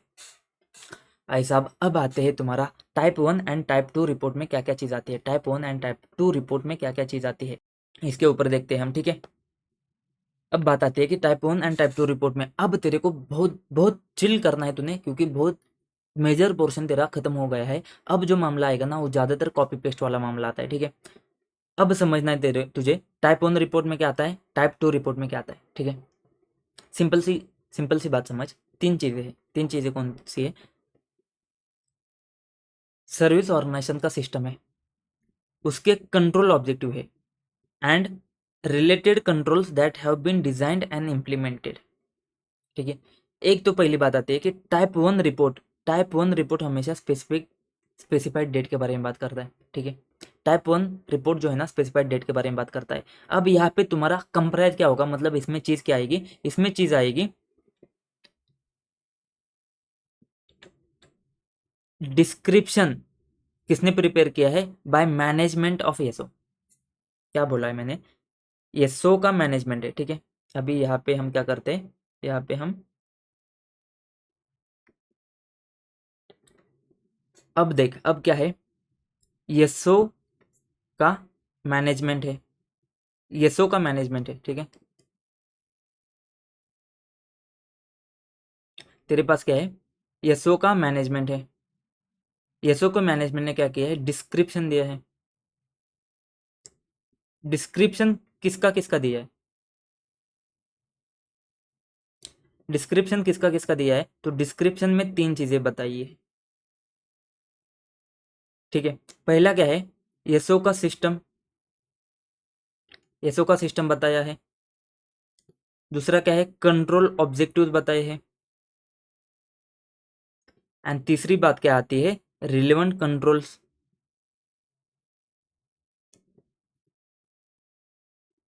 रिलेवेंट कंट्रोल्स, एंड साथ में ये कंट्रोल जो है ना उसको डिजाइन एंड इम्प्लीमेंटेशन के बारे में भी बात करिए, उसके कंट्रोल के डिजाइन एंड इम्प्लीमेंटेशन के बारे में बात करी है। एंड ये सारी बातें जो है ना, ये सारी बातें क्या करी है, ये सारी बातें किसके बारे में करी है, स्पेसिफाइड डेट के ऊपर, स्पेसिफाइड डेट पे करी है। ठीक है, इतनी बात समझ में आई क्या, तीन बातें हैं क्या, एक तो एसओ का सिस्टम क्या है उसके बारे में तुमने क्या करे है, एसओ के मैनेजमेंट ने क्या किया है, डिस्क्रिप्शन दिया है। डिस्क्रिप्शन क्या दिया है कि एसओ का सिस्टम क्या है, एसओ के कंट्रोल के ऑब्जेक्टिव क्या है, तुमको समझना पड़ेगा। कंट्रोल के ऑब्जेक्टिव मतलब क्या है, कंट्रोल क्यों बिठाना है, उसके ऑब्जेक्टिव क्या है कि भाई साहब ये चीज़ ना हो, जैसे कि हमने ऑथराइज किया है, ऑथराइजेशन क्यों बिठाया है कि तुम्हारा ये ना हो। फिर मेकर चेकर है, मेकर चेकर क्यों बताया कि उसका क्या क्या ऑब्जेक्टिव है। तो हर कंट्रोल जो है ना उसके ऑब्जेक्टिव क्या क्या है, एंड जो रिलेवेंट कंट्रोल है ना वो उसको डिज़ाइन किया है हमने अच्छे से, एंड उसको इम्प्लीमेंट भी किया है एज ऑन स्पेसिफाइड डेट। मतलब वो जो कंट्रोल है ना उसको हमने डिज़ाइन किया है अच्छे से, उसको हमने इम्प्लीमेंट भी किया है। इसके बारे में क्या बात आती है, इसके बारे में टाइप 1 में रिपोर्ट, टाइप 1 रिपोर्ट में ये बात जाती है। तो पहली बात तो क्या होती है, येसो का मैनेजमेंट कुछ चीज़ बताता है। येसो का मैनेजमेंट क्या बोलता है कि भाई साहब description prepare by management of SO का सिस्टम कंट्रोल के objective and relevant control that have been designed and implemented at that specified date. इसके साथ में क्या जाता है, लेकिन सर तुमने तो बोला था कि भाई साहब रिपोर्ट जो है ना कौन देता है, सर्विस ऑडिटर देता है। तो भाई साहब टेंशन मत लेना, टेंशन मत ले लो। Report by service auditor with the objective of conveying reasonable assurance, reasonable assurance देता है। हम क्या करेंगे 3402 में इसके बारे में देखेंगे। तो सर्विस ऑडिटर का रिपोर्ट जाएगा इसमें, जिसमें सर्विस ऑडिटर का ओपिनियन जाएगा ऑन डिस्क्रिप्शन। सर्विस ऑडिटर का ओपिनियन किसके बारे में जाएगा, डिस्क्रिप्शन ऑफ येसो का सिस्टम, कंट्रोल के objective and relevant of controls and suitability of design of controls to achieve specified control objective. मतलब यहाँ पे बात क्या हो रही है, इसका ओपिनियन किसके ऊपर जाएगा, ये जो दूसरा पॉइंट है ना, ये जो दूसरा पॉइंट है ना, इसमें क्या जाएगा, इसमें सर्विस ऑडिटर का इन सारी चीजों के ऊपर क्या जाएगा, ओपिनियन जाएगा। इन चीजों के ऊपर ओपिनियन जाएगा, रिपोर्ट जाएगा। ठीक है, वो क्या बोलेगा कि भाई साहब ये सर्विस, ये जो सिस्टम है ना वो सिस्टम कैसा है, ये जो कंट्रोल ऑब्जेक्टिव कैसे है, एंड जो रिलेवेंट कंट्रोल है ना वो कितना कंट्रोल ऑब्जेक्टिव को मीट करते हैं, इसके ऊपर क्या जाएगा, उसका ओपिनियन जाएगा। ठीक है, तो बात क्या आती है, देख तेरे को लिखना कैसा है। सबसे पहले description prepared by management of SO का system, control objective and relevant control that have been designed and implemented as at specified date. फिर रिपोर्ट बाय सर्विस ऑडिटर, जिसमें ऑब्जेक्टिव क्या है, ऑफ कन्वेइंग रीजनेबल एश्योरेंस देगा है, जिसमें that include service auditors opinion, service auditors opinion जाएगा on description of SO का system, control objective and relevant control जो है ना वो सुटेबल है क्या, किसके लिए, design of controls to achieve specified control objective. जो कंट्रोल ऑब्जेक्टिव के बारे में उन्होंने बात करी है ना, जो कंट्रोल ऑब्जेक्टिव के बारे में इन्होंने बात करी है ना, उसको सुटेबल है क्या, रिलेवेंट कंट्रोल, ये तुझे क्या करना पड़ेगा, बताना पड़ेगा एज ए सर्विस ऑडिटर। तो टाइप 2 रिपोर्ट में क्या जाता है, टाइप 2 रिपोर्ट में सेम सारी चीजें जो जाती है जो टाइप 1 रिपोर्ट में जाती है। ठीक है, टाइप 2 रिपोर्ट में ये जो सारी चीजें है ना, ये जो चीजें है ना, जो टाइप 1 रिपोर्ट में जाती है वो सारी चीजें क्या होती है, वो सारी चीजें टाइप 2 रिपोर्ट में जाती ही जाती है। ठीक है, तो मैं अब इसको बोलता हूँ, ये मेरा कौन सा है, टाइप 1 रिपोर्ट है, एंड ये मेरा क्या है, ये मेरा है टाइप 2 रिपोर्ट। तो टाइप 2 रिपोर्ट में ये सारी चीजें जाती है जो हमने टाइप 1 रिपोर्ट में डिस्कस करी है। ठीक है, बस इसमें तुम्हारा एडिशनल चीज जाती है, मैंने क्या बोला था, डिजाइन एंड इम्प्लीमेंटेशन के साथ में मेंटेनेंस भी जाता है। मतलब इसमें तुम क्या करते हो, इसमें तुम बोलते हो कि ये जो चीज है ना ये ऑपरेटिंग इफेक्टिवली, अब ये चीज अगर ऑपरेट होती है इफेक्टिवली ना, तो तुझे देखना पड़ेगा क्या ऑपरेट इफेक्टिवली एक दिन पे तो नहीं देखेगा ना, तो क्या करेगा स्पेसिफाइड पीरियड के ऊपर देखेगा, 6 महीने के लिए, 1 साल के लिए। तो तुझे देखना पड़ेगा स्पेसिफाइड डेट तो ठीक है, लेकिन through out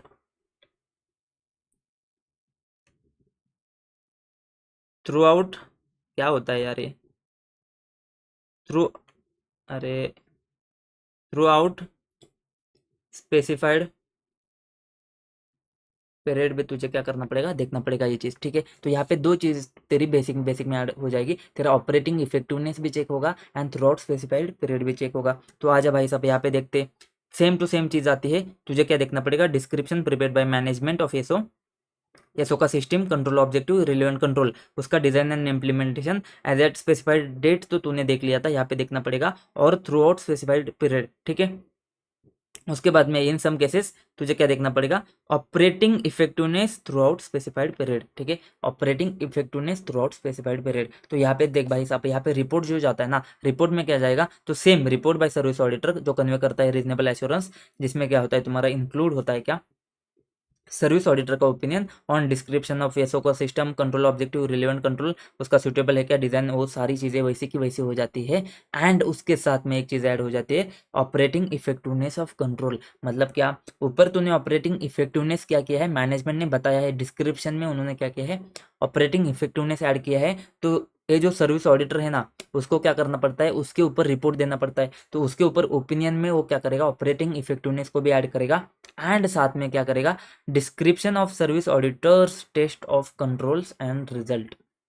description of service auditor's test of controls and result. तो ये जो ऑपरेटिंग इफेक्टिवली है ना, ये ऑपरेटिंग इफेक्टिवली होने के लिए, ये ऑपरेटिंग इफेक्टिवली होने के लिए सर्विस ऑडिटर को इसके ऊपर ओपिनियन देने के लिए उसको क्या करना पड़ेगा, टेस्ट ऑफ कंट्रोल करना पड़ेगा। तो ठीक है, तो वो क्या करेगा, कंट्रोल को चेक करना पड़ेगा। अब ये चेक करने के लिए जो कंट्रोल्स उसने चेक किए हैं ना, वो टेस्ट एंड उसके रिजल्ट, रिजल्ट जो भी आते हैं ना, उसके रिजल्ट जो भी आते हैं उसको क्या करना पड़ेगा, उसके ऊपर ओपिनियन देना पड़ेगा। ठीक है, तो ऑडिटर का test of control and result thereof. ठीक है, ये आता है तुम्हारा टाइप 1 एंड टाइप 2 रिपोर्ट। इसको अगर तुमको तुम्हारे दिमाग में क्लियर है ना भाई साहब, आगे सारी चीज़ें, ऐसे 402 तो वैसे भी खत्म हो चुका है, लेकिन 3402 में तो तुमको भाई साहब मजा आने वाला है। ठीक है, अब बात आती है यूजिंग टाइप 1 और टाइप 2 रिपोर्ट। यूजिंग टाइप 1 और type 2 report, if user auditor plan to use type 1 और type 2 report as a audit evidence to support user auditors understanding about design implementation of control at SSO, user auditor shall, वो क्या करेगा देख, evaluate करेगा। क्या evaluate करेगा, तेरे type 1 and type 2 report में क्या है, टाइप 1 एंड टाइप 2 रिपोर्ट में तेरा क्या है, डिजाइन, डिस्क्रिप्शन एंड डिजाइन है, description and design of controls जो एसओ में है। ठीक है, description and design of controls है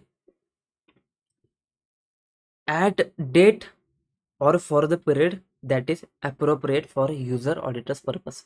क्या बात कर रहा है, मतलब क्या, जो हमने बात करी थी, जो हमने ऊपर बात करी थी कि ये जो रिपोर्ट देता है ना, ये क्या करेगा, ये क्या करता है, ये एज ऑन 31 मार्च देता है, या फिर ये क्या करता है, 1 अप्रैल 2024 से 31 मार्च 2025 तक दिया है। अगर ये इसने 1 अप्रैल 2024 से उसने क्या किया है, 30 नवंबर 2024 तक ही रिपोर्ट दिया है, तो बोलिए क्या ये अप्रोप्रिएट है क्या, क्या ये अप्रोप्रिएट है क्या, नहीं है ना भाई साहब। तेरा ऑडिटर का काम क्या है, पूरे फाइनेंशियल ईयर के लिए चेक करना है ना भाई साहब। उसने अगर रिपोर्ट दिया है कि ऑपरेट इफेक्टिवली करते हैं, लेकिन 1 अप्रैल से 30 सितंबर तक ही आप ऑपरेट होता है इफेक्टिवली, बाकी ऑपरेट नहीं होता है, तो भाई साहब अगर वो रिपोर्ट 6 महीने के लिए, 9 महीने के लिए, 3 महीने के लिए, तो वो अप्रोप्रिएट होगा क्या, वो तुझे देखना पड़ेगा। तो अगर तू यूज करता है टाइप 1 और टाइप 2 रिपोर्ट, तो तुझे देखना पड़ेगा कि उसका जो डेट है ना, उसका जो डेट है ना, वो डेट या फिर जो पीरियड कवर किया है ना, वो अप्रोप्रिएट है क्या तेरे पर्पस के लिए, तेरे पर्पस के लिए वो चीज़ अप्रोप्रिएट है क्या नहीं है, तुझे देखना पड़ेगा। ठीक है, उसके बाद में बात क्या आती है, evaluate SAAE provided, evaluate SAAE provided, evaluate SAAE provided by the report for understanding user entities internal control relevant to audit. तो ये जो साई प्रोवाइड करता है ना रिपोर्ट, तो तुझे देखना पड़ेगा कि क्या इसमें तेरे को sufficient appropriate audit evidence provide करता है क्या, वो रिपोर्ट जो है ना, वो तुझे sufficient appropriate audit evidence provide करता है क्या, कि ताकि तू क्या करे, यूजर एंटिटी के इंटरनल कंट्रोल के रिलेवेंट तू क्या कर ले, वो सारी चीज़ें तू देख पाए। ठीक है, तो तुझे साई देखने के लिए तुझे देखना पड़ेगा कि वो साई प्रोवाइड करता है कि नहीं करता है, कौन, टाइप 1 टाइप 2 रिपोर्ट जो है ना, in determining the SAAE provided by type 1 और type 2 report user auditor shall be satisfied as to. तो ये चीज़ समझने के लिए कि टाइप 1 टाइप 2 रिपोर्ट तुझे सफिशिएंट अप्रोप्रिएट ऑडिट एविडेंस देता है कि नहीं देता है, इसके लिए तू क्या करेगा, इसके लिए तू क्या करेगा, सर्विस ऑडिटर का प्रोफेशनल कॉम्पिटेंस देखेगा। मतलब वो जो इंडिपेंडेंट ऑडिटर है ना, वो जो इंडिपेंडेंट ऑडिटर जो सर्विस ऑर्गेनाइजेशन ने दिया है ना, वो इंडिपेंडेंट है क्या देखेगा, उसका प्रोफेशनल कॉम्पिटेंस देखेगा एंड उसका इंडिपेंडेंस भी देखेगा। ठीक है, इंडिपेंडेंट देखेगा और वो प्रोफेशनल कॉम्पिटेंट है क्या, उसको चीज़ें समझती है क्या भाई साहब, इंटरनल कंट्रोल क्या होता है, चीज़ कैसे बतानी है, क्या करनी है, वो कॉम्पिटेंट है क्या देखेगा। लेकिन अगर वो सीए है ना भाई साहब, अगर वो सीए है ना भाई साहब, तो भाई साहब तेरे को उसका कॉम्पिटेंस, उसका प्रोफेशनल कॉम्पिटेंस देखने की जरूरत नहीं है। ठीक है, वो सीए भाई साहब वो सब पढ़ के आया है। ठीक है, उसका कॉम्पिटेंस मत चेक कर भाई साहब, तो ठीक है। तो तुझे देखना पड़ेगा कि वो रिपोर्ट से तुझे साई ऑप्टेन होता है कि नहीं होता है। उसके लिए तू क्या करेगा, वो जो रिपोर्ट जिसने इशू किया है ना, किसने इशू किया है, सर्विस ऑडिटर ने इशू किया है, उसका प्रोफेशनल कॉम्पिटेंस देख एंड वो इंडिपेंडेंट है क्या देख, एंड साथ में adequacy of standards under which type 1 और टाइप 2 रिपोर्ट वॉज इशूड। तो हम आगे जाके जो 3402 देखेंगे ना, वो तुम्हारा स्टैंडर्ड है। तो वो जो रिपोर्ट इशू होता है ना, वो किसके स्टैंडर्ड के अंदर होता है, वो standard on assurance engagement SAE 3402 के अंडर इशू होता है। तो वो जो स्टैंडर्ड है ना, वो एडुकेट है क्या, ये तुझे देखनी पड़ेगी, ये तुझे देखना पड़ेगा, ठीक है, ये तुझे देखना पड़ेगा। तो यहाँ पे तुझे स्टैंडर्ड देखना पड़ेगा, एडुकेट है क्या, एंड सर्विस ऑडिटर जो है ना, उसका प्रोफेशनल कॉम्पिटेंस देखना पड़ेगा, एंड वो इंडिपेंडेंट है क्या देखना पड़ेगा, ठीक है। अगर ये दोनों चीज़ है तो तू मान सकता है कि भाई साहब तेरे को सफिशिएंट अप्रोप्रिएट ऑडिटिव एविडेंस मिल गया है, ठीक है। इसके बाद में बात आती है कि इन determine whether complementary user entity control क्या होता है, नया कंसेप्ट आया है कुछ तो, ठीक है। Identified by SO are relevant to the user entity and if so obtaining an understanding of whether user entity has designed and implemented such control. तो क्या बात आ रही है ये तुमको समझना पड़ेगा, ठीक है। इसको थोड़ा एक बार क्या करते, थोड़ा अच्छे से समझते तो तुमको अच्छे से समझ में आ जाएगा, ठीक है। यहाँ पे समझते हैं कि ये क्या होता है, कॉम्प्लीमेंट्री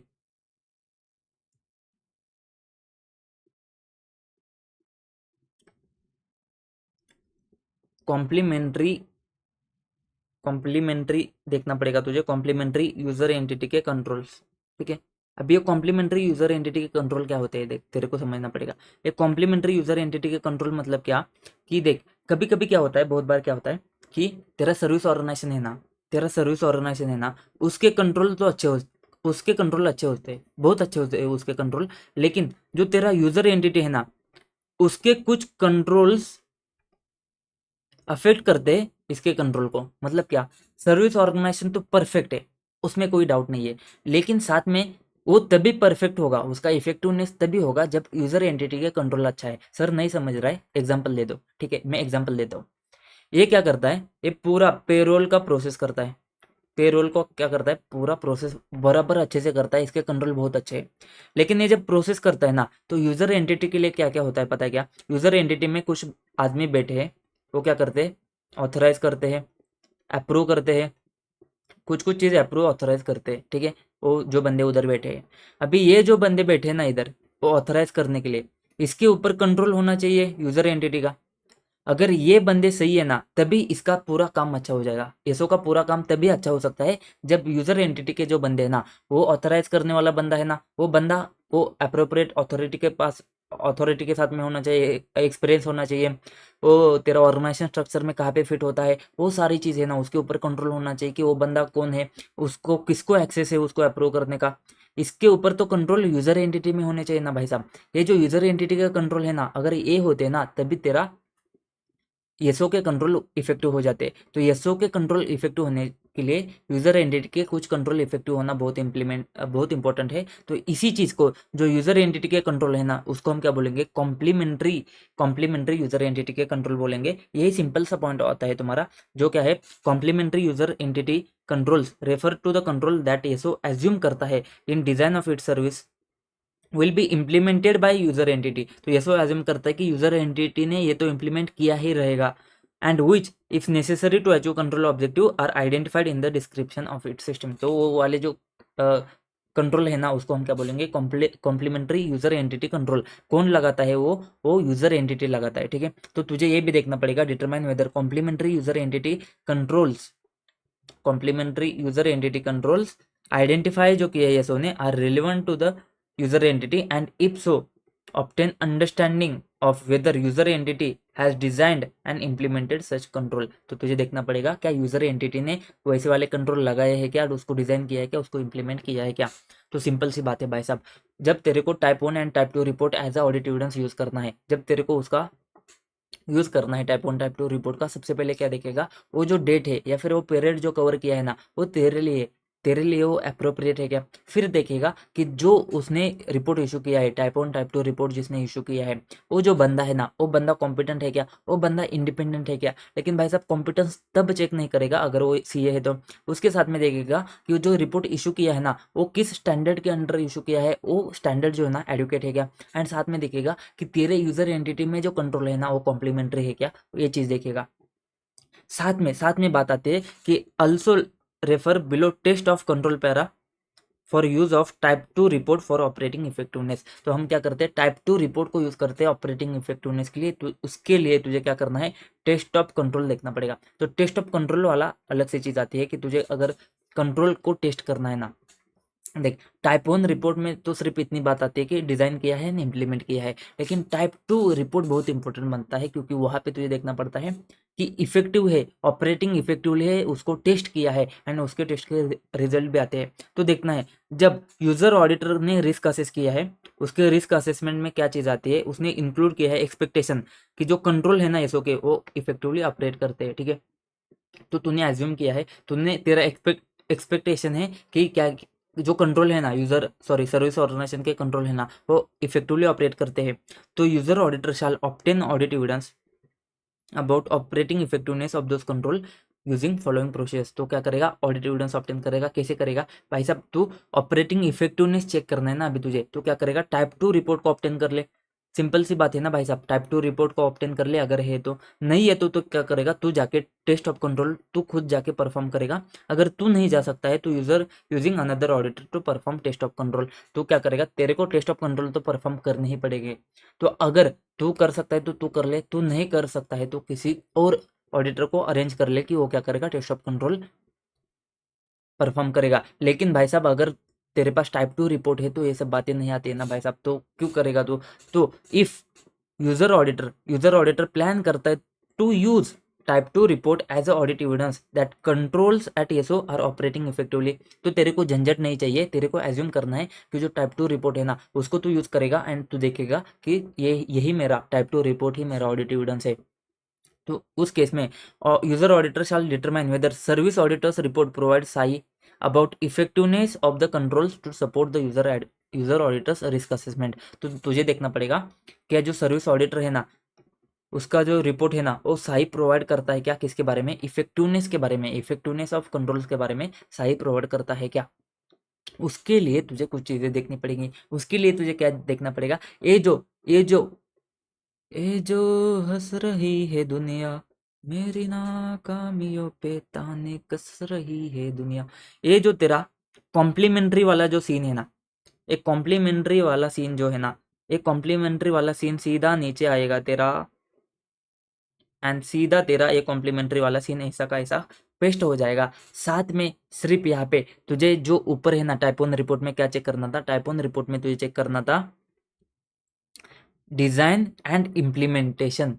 लेकिन टाइप 2 रिपोर्ट में तुझे design, implementation and operating effectiveness भी चेक करना पड़ेगा। तो तेरा कॉम्प्लीमेंट्री यूजर एंटिटी कंट्रोल जो है ना, ये तो तेरा ऐसा का ऐसा आ जाएगा। कॉम्प्लीमेंट्री यूजर एंटिटी कंट्रोल तो तेरा ऐसा का ऐसा आ जाएगा। लेकिन साथ में तुझे डिजाइन, इम्प्लीमेंटेशन के साथ में टेस्टिंग देयर ऑपरेटिंग इफेक्टिवनेस भी चेक करना पड़ेगा। क्योंकि भाई साहब यहाँ पे टाइप 2 रिपोर्ट है, तो तुझे क्या करना पड़ेगा, वो कॉम्प्लीमेंट्री यूजर एंटिटी के कंट्रोल लिखने पड़ेंगे, लेकिन उसको किसके साथ में, ऑपरेटिंग इफेक्टिवनेस के साथ में। सिंपल सी बात है। उसके बाद में ये जो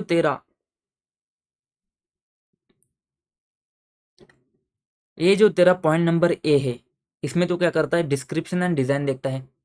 एंड ए कहाँ पे देखता है, अप्रोप्रिएट है क्या, वो पीरियड के लिए देखता है। ये जो पॉइंट है ना तेरा, ये पॉइंट तेरा डिस्क्रिप्शन डिजाइन के साथ में ऑपरेटिंग इफेक्टिवनेस देखेगा, क्योंकि टाइप 2 रिपोर्ट है। तो यहाँ पे भी तेरा क्या ऐड हो जाएगा, यहाँ पे भी तेरा क्या हो जाएगा, ऑपरेटिंग इफेक्टिवनेस। यहाँ पे तो तेरा डेट एंड पीरियड तो वैसे भी अप्रोप्रिएट है क्या, तेरे को देखना पड़ेगा दोनों केस में। ठीक है, तो यहाँ पे भी तू क्या करेगा, यहाँ पे भी तू क्या करेगा, ऑपरेटिंग इफेक्टिवनेस चेक करेगा। यहाँ पे भी तू क्या करेगा, ऑपरेटिंग इफेक्टिवनेस ऐड करेगा। मतलब ऊपर का जो 1 नंबर का पॉइंट है ना भाई साहब, ऊपर का 1 नंबर का पॉइंट एंड ऊपर का 3 नंबर का पॉइंट, ये दोनों पॉइंट तुम्हारे ऐसे के ऐसे आ जाते हैं इधर। ठीक है। तो ऊपर के ही तूने क्या करने पॉइंट उठाने, मतलब तू टाइप 1 हो या फिर टाइप 2 हो, तू दो चीज़ें तो चेक करेगा, उसका डेट एंड पीरियड जो है ना अप्रोप्रिएट है क्या, क्योंकि तुझे देखना पड़ेगा कि भाई 3 महीने के लिए, 6 महीने के लिए, 9 महीने के लिए, कि 1 साल के लिए, वो तो देखना पड़ेगा। एंड साथ में कॉम्प्लीमेंट्री यूजर एंटिटी के कंट्रोल तो देखने पड़ेंगे। तो उसमें डिज़ाइन, डिस्क्रिप्शन, डिज़ाइन, इम्प्लीमेंटेशन तू टाइप 1 में देखेगा, एंड डिस्क्रिप्शन, डिज़ाइन, इम्प्लीमेंटेशन के साथ में ऑपरेटिंग इफेक्टिवनेस टाइप 2 में देखेगा। इतनी तो बातें क्लियर है। एंड टाइप 1 में तू क्या करता है, professional competence, independence and standard को भी देखता है। बस टाइप 2 में यहाँ पे थोड़ी सी अलग बात आती है। ये जो तू टाइम डेट चेक कर रहा है ना, ये जो तू डेट एंड पीरियड चेक कर रहा है ना, डेट एंड पीरियड जो चेक कर रहा है ना, अप्रोप्रिएट है क्या, इसी को लेकर एक पॉइंट बनता है। एक पॉइंट क्या है तो तेरा एडुकेसी ऑफ टाइम पीरियड जो कवर किया है टेस्ट ऑफ कंट्रोल ने, and time elapsed since test of control. ये बात क्या आती है तुझे समझना पड़ेगा। जो टाइम में टेस्ट ऑफ कंट्रोल परफॉर्म किए ना, जो टाइम में टेस्ट ऑफ कंट्रोल परफॉर्म किए ना, वो एडुकेट है कि नहीं, ये तुझे देखना पड़ेगा। मतलब क्या, जब यसो ने ये सर्विस ऑडिटर को अपॉइंट किया है, तब उन्होंने क्या किया है, उन्होंने बोला है कि देख भाई तू आखिरी के 6 महीने के कंट्रोल सिर्फ टेस्ट कर ले। अब यहाँ पे बात टेस्ट ऑफ कंट्रोल की आती है। या फिर उसने क्या किया है, उसने सबसे पहले अप्रैल में कंट्रोल चेक किए, उसके बाद में सितंबर में चेक किए, एंड उसके बाद में मार्च में टेस्ट किए। तो उसके बीच में गैप है ना भाई साहब, उसके बीच में अगर कंट्रोल इफेक्टिवली ऑपरेट नहीं करते थे तो उसको तो चेक नहीं किया है। या फिर उसने क्या किया है, वो जो कंट्रोल चेक किया है ना, वो कंट्रोल दिसंबर में चेक करे हैं एंड बात खत्म किया है। उसने बोला कि ड्यूरिंग द ईयर ऑपरेट है, तो दिसंबर के बाद में कितना टाइम इलेप्स हो चुका है वो तो तुझे देखना पड़ेगा। तो यहाँ पे तुझे देखना पड़ेगा, यहाँ पे तुझे क्या देखना पड़ेगा, यहाँ पे तुझे देखना पड़ेगा evaluating adequacy of time period जो टेस्ट ऑफ कंट्रोल ने कवर किया है, मतलब टेस्ट ऑफ कंट्रोल ने कितने पीरियड कवर किया है पूरे साल में से, एंड टेस्ट ऑफ कंट्रोल करने के बाद में कितना टाइम अभी तक लैप्स हो चुका है। ठीक है, वो भी तुझे देखना पड़ेगा। टेस्ट ऑफ कंट्रोल करने के बाद में कितना टाइम अभी तक लैप्स हो चुका है। जैसे कि तुझे चाहिए 24-25 का रिपोर्ट, लेकिन उसके पास है 22-23 का रिपोर्ट, तो 22-23-23, 24-24-25, भाई साहब कितना टाइम हो चुका है कंट्रोल को टेस्ट करने के बाद में, ये तुझे देखना पड़ेगा। ठीक है, तो ये डेट एंड पीरियड से तूने क्या किया, टेस्ट ऑफ कंट्रोल जो है ना, उसमें कितना टाइम पीरियड कवर होता है एंड कितना टाइम पीरियड इलेप्स हो चुका है। Evaluating whether test of control performed by service auditor, evaluating whether test of control performed by service auditor and result thereof as described in the service auditor's report are relevant to the assertions of user entities financial statement and provide SAI to support user auditor's risk assessment। तो उसके बाद में तू क्या कर, ये जो test of control तूने देखे ना, उसके टेस्ट ऑफ कंट्रोल को इवेल्युएट कर, एंड उसके रिजल्ट क्या आते हैं वो भी तू देख ले। एंड वो देख के तू क्या कर ले, तेरे लिए जो चीज़ तेरे को चाहिए वो मिल गया क्या, तेरे को सही चाहिए तो सही मिल गया क्या, ये चीज़ देख ले। सिंपल सी बात है। ठीक है, तो 4 पॉइंट में से 2 पॉइंट तो दोनों जगह पे सेम है। वहाँ पे इंडिपेंडेंस एंड तेरा प्रोफेशनल कॉम्पिटेंस आता था, साथ में तेरा स्टैंडर्ड को एडुकेसी चेक करना था। यहाँ पे टेस्ट ऑफ कंट्रोल के ऊपर फोकस आता है, क्योंकि यहाँ पे कंट्रोल को चेक करना है ना भाई साहब। तो कंट्रोल में कितने टाइम पीरियड का जो है ना वो चेक हुआ है, एंड टाइम कितना इलेप्स हुआ है since performance of test of control. उसके बाद में बात आती है ये जो टेस्ट ऑफ कंट्रोल किया है ना, वो उसको तू इवेल्युएट कर, उसको तू इवेल्युएट करके तू देख ले उसके रिजल्ट क्या आते हैं, एंड साथ में तेरे लिए साई ऑप्टेन हो चुका है क्या। बात आती है सिंपल से, 1-2 क्वेश्चन बचे हैं एंड बाद में तुम्हारा ए ऐसे खत्म हो जाता है, ए ऐसे तुम्हारा खत्म हो जाता है। फिर तू क्या देखेगा, fraud, non compliance with laws and regulations. अगर ये सारी चीज़ें आती है तो सिंपल रीड मारे इसको। यूजर ऑडिटर शाल इंक्वायर करेगा मैनेजमेंट ऑफ यूजर एंटिटी को, क्या करेगा, इंक्वायरी करेगा, क्या करेगा, इंक्वायरी करेगा किसके, मैनेजमेंट ऑफ यूजर एंटिटी को। क्या इंक्वायरी करेगा, whether SO has reported to user entity. किसको इंक्वायरी कर रहा है तू, तेरे तेरे एंटिटी को। तेरा एंटिटी कौन है, यूजर एंटिटी, उसको इंक्वायरी कर रहा है वेदर यसओ ने रिपोर्ट किए है क्या। क्या रिपोर्ट किया है, क्या, किसको, यूजर एंटिटी को, यसओ ने। देख भाई, यसओ ने यूजर एंटिटी को रिपोर्ट किया है क्या, क्या रिपोर्ट किया है क्या देखना पड़ेगा तुझे। Feather user entity is otherwise aware of, उसने रिपोर्ट किया है या फिर यूजर एंटिटी को पता चला है क्या, एनी फ्रॉड या फिर non compliance with laws and regulation, या फिर अनकरेक्टेड मिसस्टेटमेंट जो अफेक्ट करते हैं एफएस ऑफ यूजर एंटिटी। तो user auditor shall evaluate how such matters affect nature, timing, extent of user auditors further audit के procedures including effect of the user auditors conclusion. तो simple सी बात है, अगर fraud, laws regulation, uncorrected misstatement ऐसी वाली कुछ बात आती है कहाँ पे, सर्विस ऑर्गेनाइजेशन में, तो तुझे देखना पड़ेगा एज अ यूजर ऑडिटर तुझे देखना पड़ेगा कि वो तेरे फर्दर ऑडिट के प्रोसीजर्स में कैसे उसका नेचर, टाइमिंग एंड एक्सटेंट को अफेक्ट करता है, ठीक है। अब बात आती है आखिरी वाला पॉइंट है, आखिरी वाला पॉइंट क्या है तेरा, reporting by user auditor. Reporting by user auditor, तो बात पहले क्वेश्चन समझते हैं, उसके बाद में तुमको सारी चीजें क्लियर हो जाएगी। सीए रमन है, while reviewing unmodified audit report drafted by his assistant found that, report कौन सा है, अनमॉडिफाइड ऑडिट रिपोर्ट है, उसको क्या फाउंड हुआ है, a reference has been made to the work done by service auditor. भाई साहब मतलब क्या, तू इंडिपेंडेंट ऑडिटर है, तूने तेरा अनमॉडिफाइड रिपोर्ट दिया है, इसमें तूने अनमॉडिफाइड रिपोर्ट देते समय तूने क्या किया है, रेफरेंस दिया है कि हमने क्या किया है, सर्विस ऑडिटर का काम का यूज किया है, सर्विस ऑडिटर के काम का यूज किया है। CA Raman hence asked his assistant to remove such reference, तो उसने बोला कि भाई साहब ऐसा रेफरेंस नहीं देने का है, वो रेफरेंस को हटा दे। And modify the report accordingly, ठीक है, एंड मॉडिफाई कर रिपोर्ट को अकॉर्डिंगली।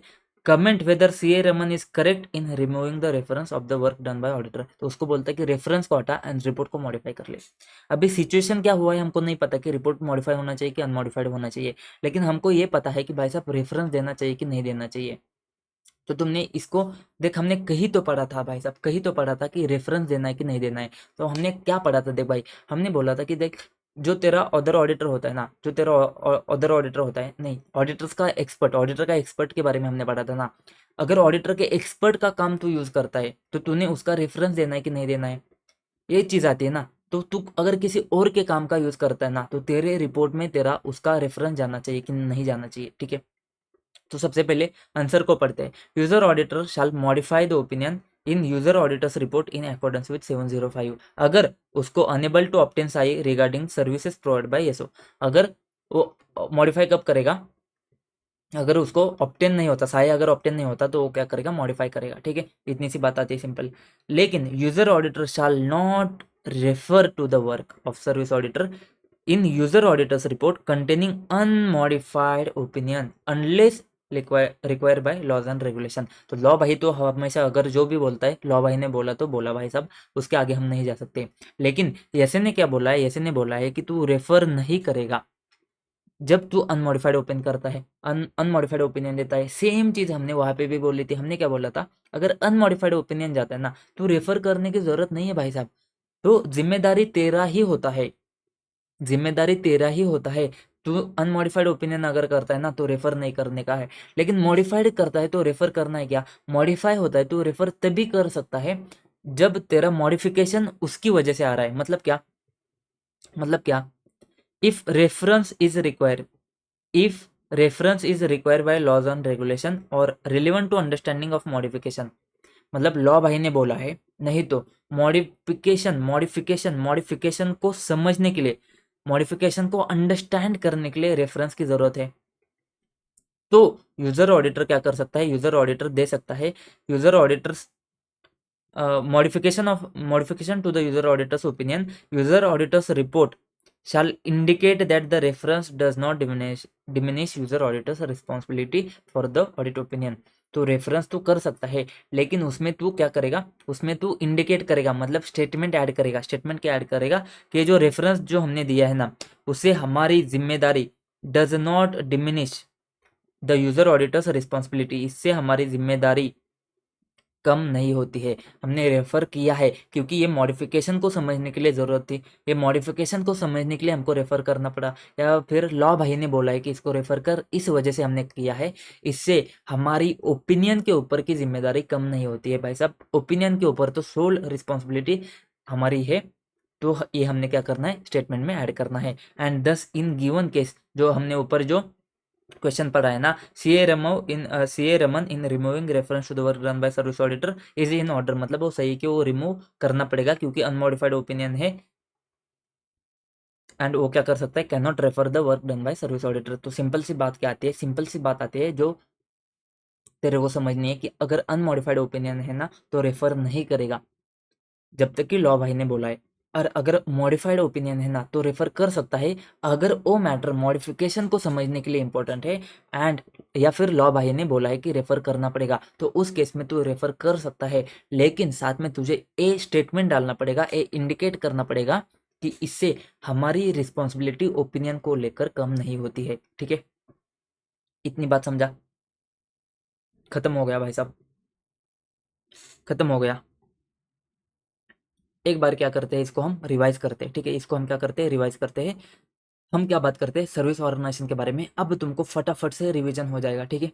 क्वेश्चन हम साथ में दोनों के देख लेंगे, क्वेश्चन की टेंशन मत ले लो, और इसमें कुछ नहीं है, ये से खत्म हो चुका है, एंड यही में से क्वेश्चन आएगा, तो इसमें से क्वेश्चन आने के चांसेस बहुत ज़्यादा है, इतना कर लो भाई साहब, बहुत परफेक्ट है। अब बात आते हैं रिवीजन के बारे में, ठीक है। तो रिवाइज करते हैं सबसे पहले, ऐसे 402, ऐसे 402 क्या बात करता है, audit considerations relating to entity using service organization, ठीक है। तो इसमें तुमको क्या समझना है, यूजर एंटिटी कौन है तुम्हारा, वो एंटिटी है जो यूज करता है एसओ के सर्विसेज, ठीक है, एंड जिसका तुम क्या कर रहे हो, इसका तुम ऑडिट कर रहे हो। तो यूजर ऑडिटर कौन है, जो ऑडिट करता है किसका, यूजर एंटिटी के फाइनेंशियल स्टेटमेंट का ऑडिट करता है, उसके ऊपर रिपोर्ट देता है। तो सर्विस ऑर्गेनाइजेशन कौन है, थर्ड पार्टी एंटिटी है जो सर्विसेज प्रोवाइड करती है, जो रिलेवेंट है यूजर एंटिटी के internal control over financial reporting के लिए, ठीक है। सर्विस ऑडिटर कौन होता है, इंडिपेंडेंट ऑडिटर होता है, एश्योरेंस रिपोर्ट देता है, लेकिन ये कंट्रोल्स के बारे में एश्योरेंस रिपोर्ट देता है। तो ऐसे कौन सी सर्विसेज है जो यूजर एंटिटी के इंटरनल कंट्रोल फाइनेंशियल रिपोर्टिंग के ऊपर एप्लीकेबल हो जाती है। तो मैंने बोला देख भाई साहब, क्लासेस ऑफ ट्रांजैक्शन जैसे कि एम्प्लॉय है, पेरोल है, ठीक है। फिर तेरा प्रोसीजर्स होता है, मैनुअल होता है या फिर आईटी वाला प्रोसेस होता है, वो सारा प्रोसेस क्या करता है, कौन परफॉर्म करता है, ठीक है, user entity sorry service organization perform करता है। फिर अकाउंटिंग रिकॉर्ड को लेकर आता है कुछ, तो how user entity system capture significant financial event, user entity के financial reporting process, accounting estimate, disclosure and controls around journal entry and non standard journal entry, non recurring वाले जर्नल एंट्री या फिर अनयूजुअल ट्रांजेक्शन को लेकर control होते हैं। तो अगर इन सारी चीज़ों में से कोई जो एक्टिविटी है, अगर वो कोई एक्टिविटी ऐसे परफॉर्म करता है, तो तुमको ऐसे 402 में वो एप्लीकेबल हो जाएगा, ठीक है। वो तुम्हारी एक्टिविटी है यूजर एंटिटी के internal control over financial reporting के बारे में। कौन सी एक्टिविटी है भाई साहब, क्लास ऑफ ट्रांजेक्शन है, प्रोसेस है, अकाउंटिंग रिकॉर्ड से, फाइनेंशियल रिपोर्टिंग को लेकर कोई भी जर्नल एंट्री वाले है, सिग्निफिकेंट फाइनेंशियल इवेंट के बारे में है, कोई भी ऐसे वाले प्रोसीजर्स है ना, वो प्रोसेस इसमें कवर हो जाते हैं। ऑब्जेक्टिव क्या है यूजर ऑडिटर का, यूजर ऑडिटर का ऑब्जेक्टिव क्या है, तुझे समझना है, nature and significant of services जो एसओ ने प्रोवाइड करी है, nature and significant of services जो एसओ ने प्रोवाइड करी है, उसको अंडरस्टैंड करना पड़ेगा तुझको। उसके बाद में तुझे रॉमम असेस करना पड़ेगा, एंड रॉमम को असेस करने के बाद तुझे उसको रिस्पॉन्ड करना पड़ेगा। तो डिजाइन एंड परफॉर्म ऑडिट के procedures responsive to those risk. Coverage क्या आता है, तुझे अंडरस्टैंडिंग सर्विसेज को ऑब्टेन करना पड़ेगा, रॉम को रिस्पॉन्ड करना पड़ेगा, टाइप 1 टाइप 2 रिपोर्ट देखते हैं, टेस्ट ऑफ कंट्रोल देखते हैं, एंड उसके बाद में हम रिपोर्ट देते हैं। अंडरस्टैंड करने के लिए हमने क्या बात करी, सबसे पहले भाई साहब देख ले तू, नेचर एंड सिग्निफिकेंस मतलब क्या, कितना क्रूशियल है। तो नेचर एंड सिग्निफिकेंस देखा है तूने, उसके साथ में इंटरनल कंट्रोल, यूजर एंटिटी के इंटरनल कंट्रोल को क्या इफेक्ट जाता है, ठीक है। सिग्निफिकेंस किसके किसके बारे में देखना है तूने, significance of those services to the user entity के लिए वो सर्विसेज कितनी सिग्निफिकेंट है उसके बारे में बात करनी है। तो नेचर एंड सिग्निफिकेंस वो तूने देखना है, साथ में इंटरनल कंट्रोल देखने हैं, उसके बाद में नेचर एंड मटेरियलिटी देखना है, ठीक है, वो चीज़ मटेरियल है क्या तेरे लिए, वो भी देखना है। फिर Yesso and user entity and Yesso, उसके बीच में कुछ कुछ होता है, क्या होता है, इंटरेक्शन होता है एंड रिलेशनशिप बनती है, तो इंटरेक्शन होता है येसो एंड यूजर एंटिटी के बीच में, उसका डिग्री ऑफ इंटरेक्शन कितना है वो देखना पड़ेगा, एंड रिलेशनशिप बनती है तो उसके बीच में रिलेशनशिप का नेचर कैसा है वो भी देखना पड़ेगा, कॉन्ट्रेक्चुअल टर्म्स है तो वो भी तुमको देखने पड़ेंगे। फिर हमने बात करी है तुझे इंटरनल कंट्रोल देखने के लिए तुझे क्या करना पड़ेगा, design and implementation of relevant control देखने पड़ेंगे जो सर्विस प्रोवाइड की है यसो ने। उसके साथ में तुमको सफिशिएंट अंडरस्टैंडिंग ऑब्टेन करना पड़ेगा, सफिशिएंट अंडरस्टैंडिंग तुझे क्या करना पड़ेगा, ऑब्टेन करना पड़ेगा, किसका, nature and significant of services, nature and significance of services का सफिशिएंट अंडरस्टैंडिंग ऑब्टेन करना पड़ेगा। अगर ये अंडरस्टैंडिंग तुझे यूजर एंटिटी से नहीं मिलता है, तो क्या करेगा, तो फॉलोइंग प्रोसेस परफॉर्म करेगा। कौन से प्रोसेस, तो क्या करेगा, टाइप 1 टाइप 2 रिपोर्ट ऑब्टेन करेगा, किससे, येसो से, या फिर येसो को सीधा कॉल करके पूछेगा, सीधा नहीं, थ्रू यूजर एंटिटी कॉल करके पूछेगा, कॉन्टेक्टिंग येसो, एंड तुझे जो जो इन्फॉर्मेशन चाहिए वो मांगेगा। या फिर क्या करेगा, विजिट करेगा येसो को, येसो के पास जाके तो क्या करेगा, परफॉर्म करेगा प्रोसीजर्स। अगर तू नहीं कर सकता है तो क्या करेगा, किसी और ऑडिटर को अरेंज करेगा कि अनदर ऑडिटर क्या करेगा, वो सारी प्रोसेस परफॉर्म करेगा जो तेरे को कंफर्ट देते हैं, ठीक है। तो ऑब्टेन करेगा टाइप 1 टाइप 2 रिपोर्ट, कॉन्टैक्ट करेगा एसओ को, विजिट करेगा एसओ को एंड यूजिंग अनदर ऑडिटर। उसके बाद में रिस्पॉन्ड करने के लिए सिंपल सी बात है, साई अवेलेबल है कि नहीं ये तुझे देखना पड़ेगा। अगर साई अवेलेबल नहीं है तो परफॉर्म कर फर्दर ऑडिट के प्रोसीजर्स टू ऑब्टेन साई, या फिर अनदर ऑडिटर को यूज कर ले। उसके बाद में हमने बात करी है एसएसओ के बारे में, सब सर्विस ऑर्गेनाइजेशन के बारे में। सब सर्विस ऑर्गेनाइजेशन क्या है? यूजर एंटिटी यूज करती है services of SO and services in turn use करती है सर्विसेज ऑफ एसएसओ, ठीक है। ये तेरे को कब इंपॉर्टेंट होती है? ये जब यूजर एंटिटी के लिए अफेक्ट होता है ना, एसएसओ की सर्विसेज जब यूजर एंटिटी के लिए अफेक्ट होती है ना, तब तेरे को यहाँ पे आके देखना है, ठीक है। तो तुझे एसएसओ के कंट्रोल भी देखने पड़ेंगे एंड तेरा जो इंटरेक्शन जो तू देखता है ना, interaction between user entity and SO, उसको तुझे एक्सटेंड करना पड़ेगा user entity SO and SSO को लेकर एसएसओ तक तुझे क्या करना पड़ेगा? एक्सटेंड करना पड़ेगा। तो यहाँ पे तेरे पास दो मेथड आते हैं, दो मेथड कौन से? Inclusive method and carve out method. Inclusive method मतलब क्या? एसएसओ के कंट्रोल एसओ के रिपोर्ट में ऐड होके आ जाते हैं, एसएसओ के कंट्रोल एसओ के रिपोर्ट में ऐड होके आ जाते हैं। एंड कार्व आउट मेथड मतलब क्या? एसएसओ के कंट्रोल एसओ के रिपोर्ट में ऐड नहीं होते हैं, एक्सक्लूड किए जाते हैं। दोनों केस में तेरा बेसिक बात तो जाएगी। बेसिक बात मतलब क्या? Functions and nature of processing वो तो जाएगा, ठीक है। फंक्शन क्या है एंड प्रोसेसिंग क्या होता है वो तो तेरा जाएगा, बस कंट्रोल ऐड होते कि नहीं होते वो फर्क है। अगर तेरा इंक्लूसिव मेथड है ना, मतलब एसओ के रिपोर्ट में एसएसओ के कंट्रोल ऐड होके आते तो भाई साहब तेरे को टेंशन नहीं है। लेकिन कार्व आउट मेथड है ना, कार्व आउट मेथड है मतलब क्या? एसओ के रिपोर्ट में एसएसओ के कंट्रोल ऐड होके नहीं आते हैं, तो तुझे क्या करना पड़ेगा? एसए 402 का रिक्वायरमेंट एसएसओ को लेकर वैसे ही अप्लाई करना पड़ेगा। जैसे तू एसओ को अप्लाई करता है वैसे ही एसएसओ को अप्लाई करना पड़ेगा। मतलब बहुत सारी चीजें तू एसएसओ के लिए परफॉर्म करेगा। टाइप 1 रिपोर्ट में हमने क्या देखा है? 3 चीजें याद कर, क्या? सर्विस ऑर्गेनाइजेशन का सिस्टम, उसके ऑब्जेक्टिव एंड उसके relevant control. Relevant control deem है क्या? डीम में तूने क्या देखना है? डिजाइन एंड इम्प्लीमेंटेड है क्या? स्पेसिफाइड डेट को लेकर। ये डिस्क्रिप्शन कौन देगा? मैनेजमेंट देगा। किसका मैनेजमेंट? एसओ का मैनेजमेंट। तो description prepare by management of SO system, control objective and related control that have been designed and implemented as at specified date। And उसी के ऊपर तू क्या करेगा? Report by service auditor with objective of conveying reasonable assurance that service auditors opinion on किसके बारे में? Description of SO का सिस्टम, कंट्रोल के objective and relevant control and उसके साथ में design of control, suitability of design control to achieve control objective. Control objective achieve करने के लिए जो कंट्रोल्स लगाए हैं वो सुटेबल है कि नहीं, उसके ऊपर क्या जाएगा? उसके ऊपर तेरा रिपोर्ट जाएगा, ठीक है। ये तुम्हारा टाइप 1 का रिपोर्ट आता है। टाइप 2 के रिपोर्ट में तेरे को सिर्फ एक्स्ट्रा वाली चीजें याद रखनी है। टाइप 1 रिपोर्ट तो ऐसा का वैसा आ जाता है, तेरे को सिर्फ स्पेसिफाइड डेट के साथ में थ्रू आउट स्पेसिफाइड पीरियड भी देखना है एंड डिजाइन एंड इम्प्लीमेंटेशन के साथ में ऑपरेटिंग इफेक्टिवनेस देखना है, वो भी थ्रू आउट स्पेसिफिक पीरियड के बारे में देखना है, ठीक है। एंड रिपोर्ट जो सर्विस ऑडिटर का जाता है ना, उसमें तेरा ऐड क्या हो जाएगा? ऑपरेटिंग इफेक्टिवनेस भी ऐड हो जाएगा। अब ये ऑपरेटिंग इफेक्टिवनेस करने के लिए उसको टेस्ट ऑफ कंट्रोल तो करना पड़ेगा, तो उसका डिस्क्रिप्शन वो क्या करेगा? उसने जो भी टेस्ट ऑफ कंट्रोल कर रहे हैं ना, उसका डिस्क्रिप्शन उसके रिपोर्ट में ऐड करेगा एंड उसके रिजल्ट क्या आते हैं वो क्या करेगा? ऐड करेगा। अब तेरे पास टाइप 1 एंड टाइप 2 रिपोर्ट को तू अगर यूज कर रहा है ना, तो तूने क्या चीजें ध्यान में रखनी है? तूने ध्यान में रखना है कि उसका डेट जो है ना, डेट एंड पीरियड जो है ना, वो तेरे लिए अप्रोप्रिएट है क्या? मतलब 1 साल के लिए तू देख रहा है तो 1 साल के लिए है क्या? तो 31 मार्च 25 के लिए देख रहा है तो 25 का होना चाहिए, 22 का नहीं होना चाहिए। तो description and design of control जो है ना, उस डेट के लिए है, उस पीरियड के लिए जो तेरे लिए अप्रोप्रिएट है। फिर तूने बात करी कि साई प्रोवाइड करता है क्या? साई प्रोवाइड करने के लिए तुझे क्या देखना है? कि वो जो बंदा रिपोर्ट दे रहा है ना, कौन सा बंदा है? जो प्रोफेशनल कॉम्पिटेंस सर्विस ऑडिटर है ना, वो सर्विस ऑडिटर प्रोफेशनल कॉम्पिटेंट है क्या? इंडिपेंडेंट है क्या? अगर वो बंदा सीए है ना, तो उसका प्रोफेशनल कॉम्पिटेंस मत चेक कर, ठीक है। एंड जिस स्टैंडर्ड्स के अंडर उसने रिपोर्ट इशू किया है ना, जैसे SAE 3402 के अंडर रिपोर्ट इशू किया है, तो वो स्टैंडर्ड एडिक्वेट है क्या? तो ये देखना पड़ेगा। साथ में कॉम्प्लीमेंट्री यूजर एंटिटी के कंट्रोल देखने पड़ेंगे। कॉम्प्लीमेंट्री यूजर एंटिटी के कंट्रोल कौन से कंट्रोल होते हैं? जहाँ पे यूजर एंटिटी में कुछ कंट्रोल है जो क्या करते हैं? एसओ के प्रोसेस को लेकर कुछ कंट्रोल अप्लाई हो जाते हैं, तो वो control complementary user entity control है क्या तेरे पास? आइडेंटिफाई किए है क्या? अंडरस्टैंड करो उसको, डिजाइन किए है क्या? उसको इंप्लीमेंट किया है क्या यूजर एंटिटी ने? ये तुझे देखना पड़ेगा, ठीक है। जो एसओ क्या करता है? एज्यूम करके चलता है कि यूजर एंटिटी के पास में ये कंट्रोल रहेंगे ही रहेंगे। ऐसे वाले जो कॉम्प्लीमेंट्री यूजर एंटिटी कंट्रोल है, उसका डिजाइन इंप्लीमेंटेशन देख ले। फिर टाइप 2 के केस में अब तेरे को टेस्ट ऑफ कंट्रोल करना है ना, तो ऑपरेटिंग इफेक्टिवनेस अगर एज्यूम करता है तू कंट्रोल्स में, तो तुझे क्या करना पड़ेगा, टाइप 2 रिपोर्ट को ऑब्टेन करना पड़ेगा, नहीं तो तुझे टेस्ट ऑफ कंट्रोल को परफॉर्म करना पड़ेगा, नहीं तो किसी और ऑडिटर क्या करेगा, टेस्ट ऑफ कंट्रोल को परफॉर्म करेगा।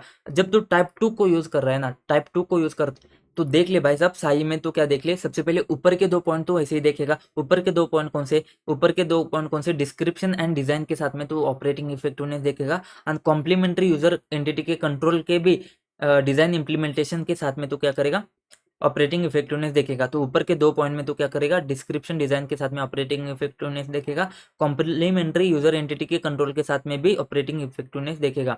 ठीक है, उसके बाद में हमने बात करी है, तेरे को टेस्ट ऑफ कंट्रोल देखना है, तो टेस्ट ऑफ कंट्रोल में टाइम पीरियड कितना कवर हुआ है एंड टाइम कितना इलेप्स हुआ है, जब तुमने टेस्ट ऑफ कंट्रोल किए उससे टाइम कितना, उसमें टाइम पीरियड कितना कवर हुआ है एंड टाइम पीरियड कितना इलेप्स हुआ है। उसके बाद में हमने क्या देखा है, टेस्ट ऑफ कंट्रोल जो तूने परफॉर्म किया है ना उसको इवेल्युएट करना है, एंड उसके रिजल्ट क्या आते हैं वो तुझे देखना पड़ेगा कि वो सही प्रोवाइड करते हैं क्या। उसके बाद में फ्रॉड वगैरह के केस में तो क्या कर ले, इंक्वायरी कर ले कि फ्रॉड का, नॉन कंप्लायंस का, non compliance with laws and regulation का, या फिर अनकरेक्टेड मिसस्टेटमेंट का कुछ इफेक्ट आता है क्या तुम्हारे केस में। एंड उस केस में तुझे क्या करना पड़ेगा, nature, timing, extent of user auditor के फर्दर ऑडिट के प्रोसेस के ऊपर उसका इम्पैक्ट जाएगा। रिपोर्ट करते समय एक बात ध्यान में रख, मॉडिफाई अनमॉडिफाइड ओपिनियन है ना, तो रेफर नहीं करेगा किसको, यूजर ऑडिटर के सर्विसेज को रेफर नहीं करेगा। लेकिन अगर मॉडिफिकेशन है एंड वो मैटर की वजह से मॉडिफिकेशन है, मॉडिफिकेशन को समझने के लिए, मॉडिफिकेशन को समझाने के लिए तुझे रेफरेंस देना पड़ता है, या फिर लॉ भाई ने बोला है कि रेफरेंस दे दे, अगर एक केस आती है ना तू रेफरेंस दे सकता है, लेकिन तुझे स्टेटमेंट ऐड करना पड़ेगा, तुझे इंडिकेट करना पड़ेगा कि that reference does not diminish user auditors responsibility for audit opinion. खत्म हो गया ऐसे 402, ऐसे 402 खत्म हो गया। अब तुमको ऐसे 3402 तो एकदम मक्खन के जैसे समझ में आ जाएगा। तो इतनी बात आती है, ये आता है तुम्हारा ऐसे 402। अब हम देखते हैं आगे ऐसे 3402। ठीक है, तो मिलते हैं नेक्स्ट वीडियो में, तब तक के लिए जय हिंद।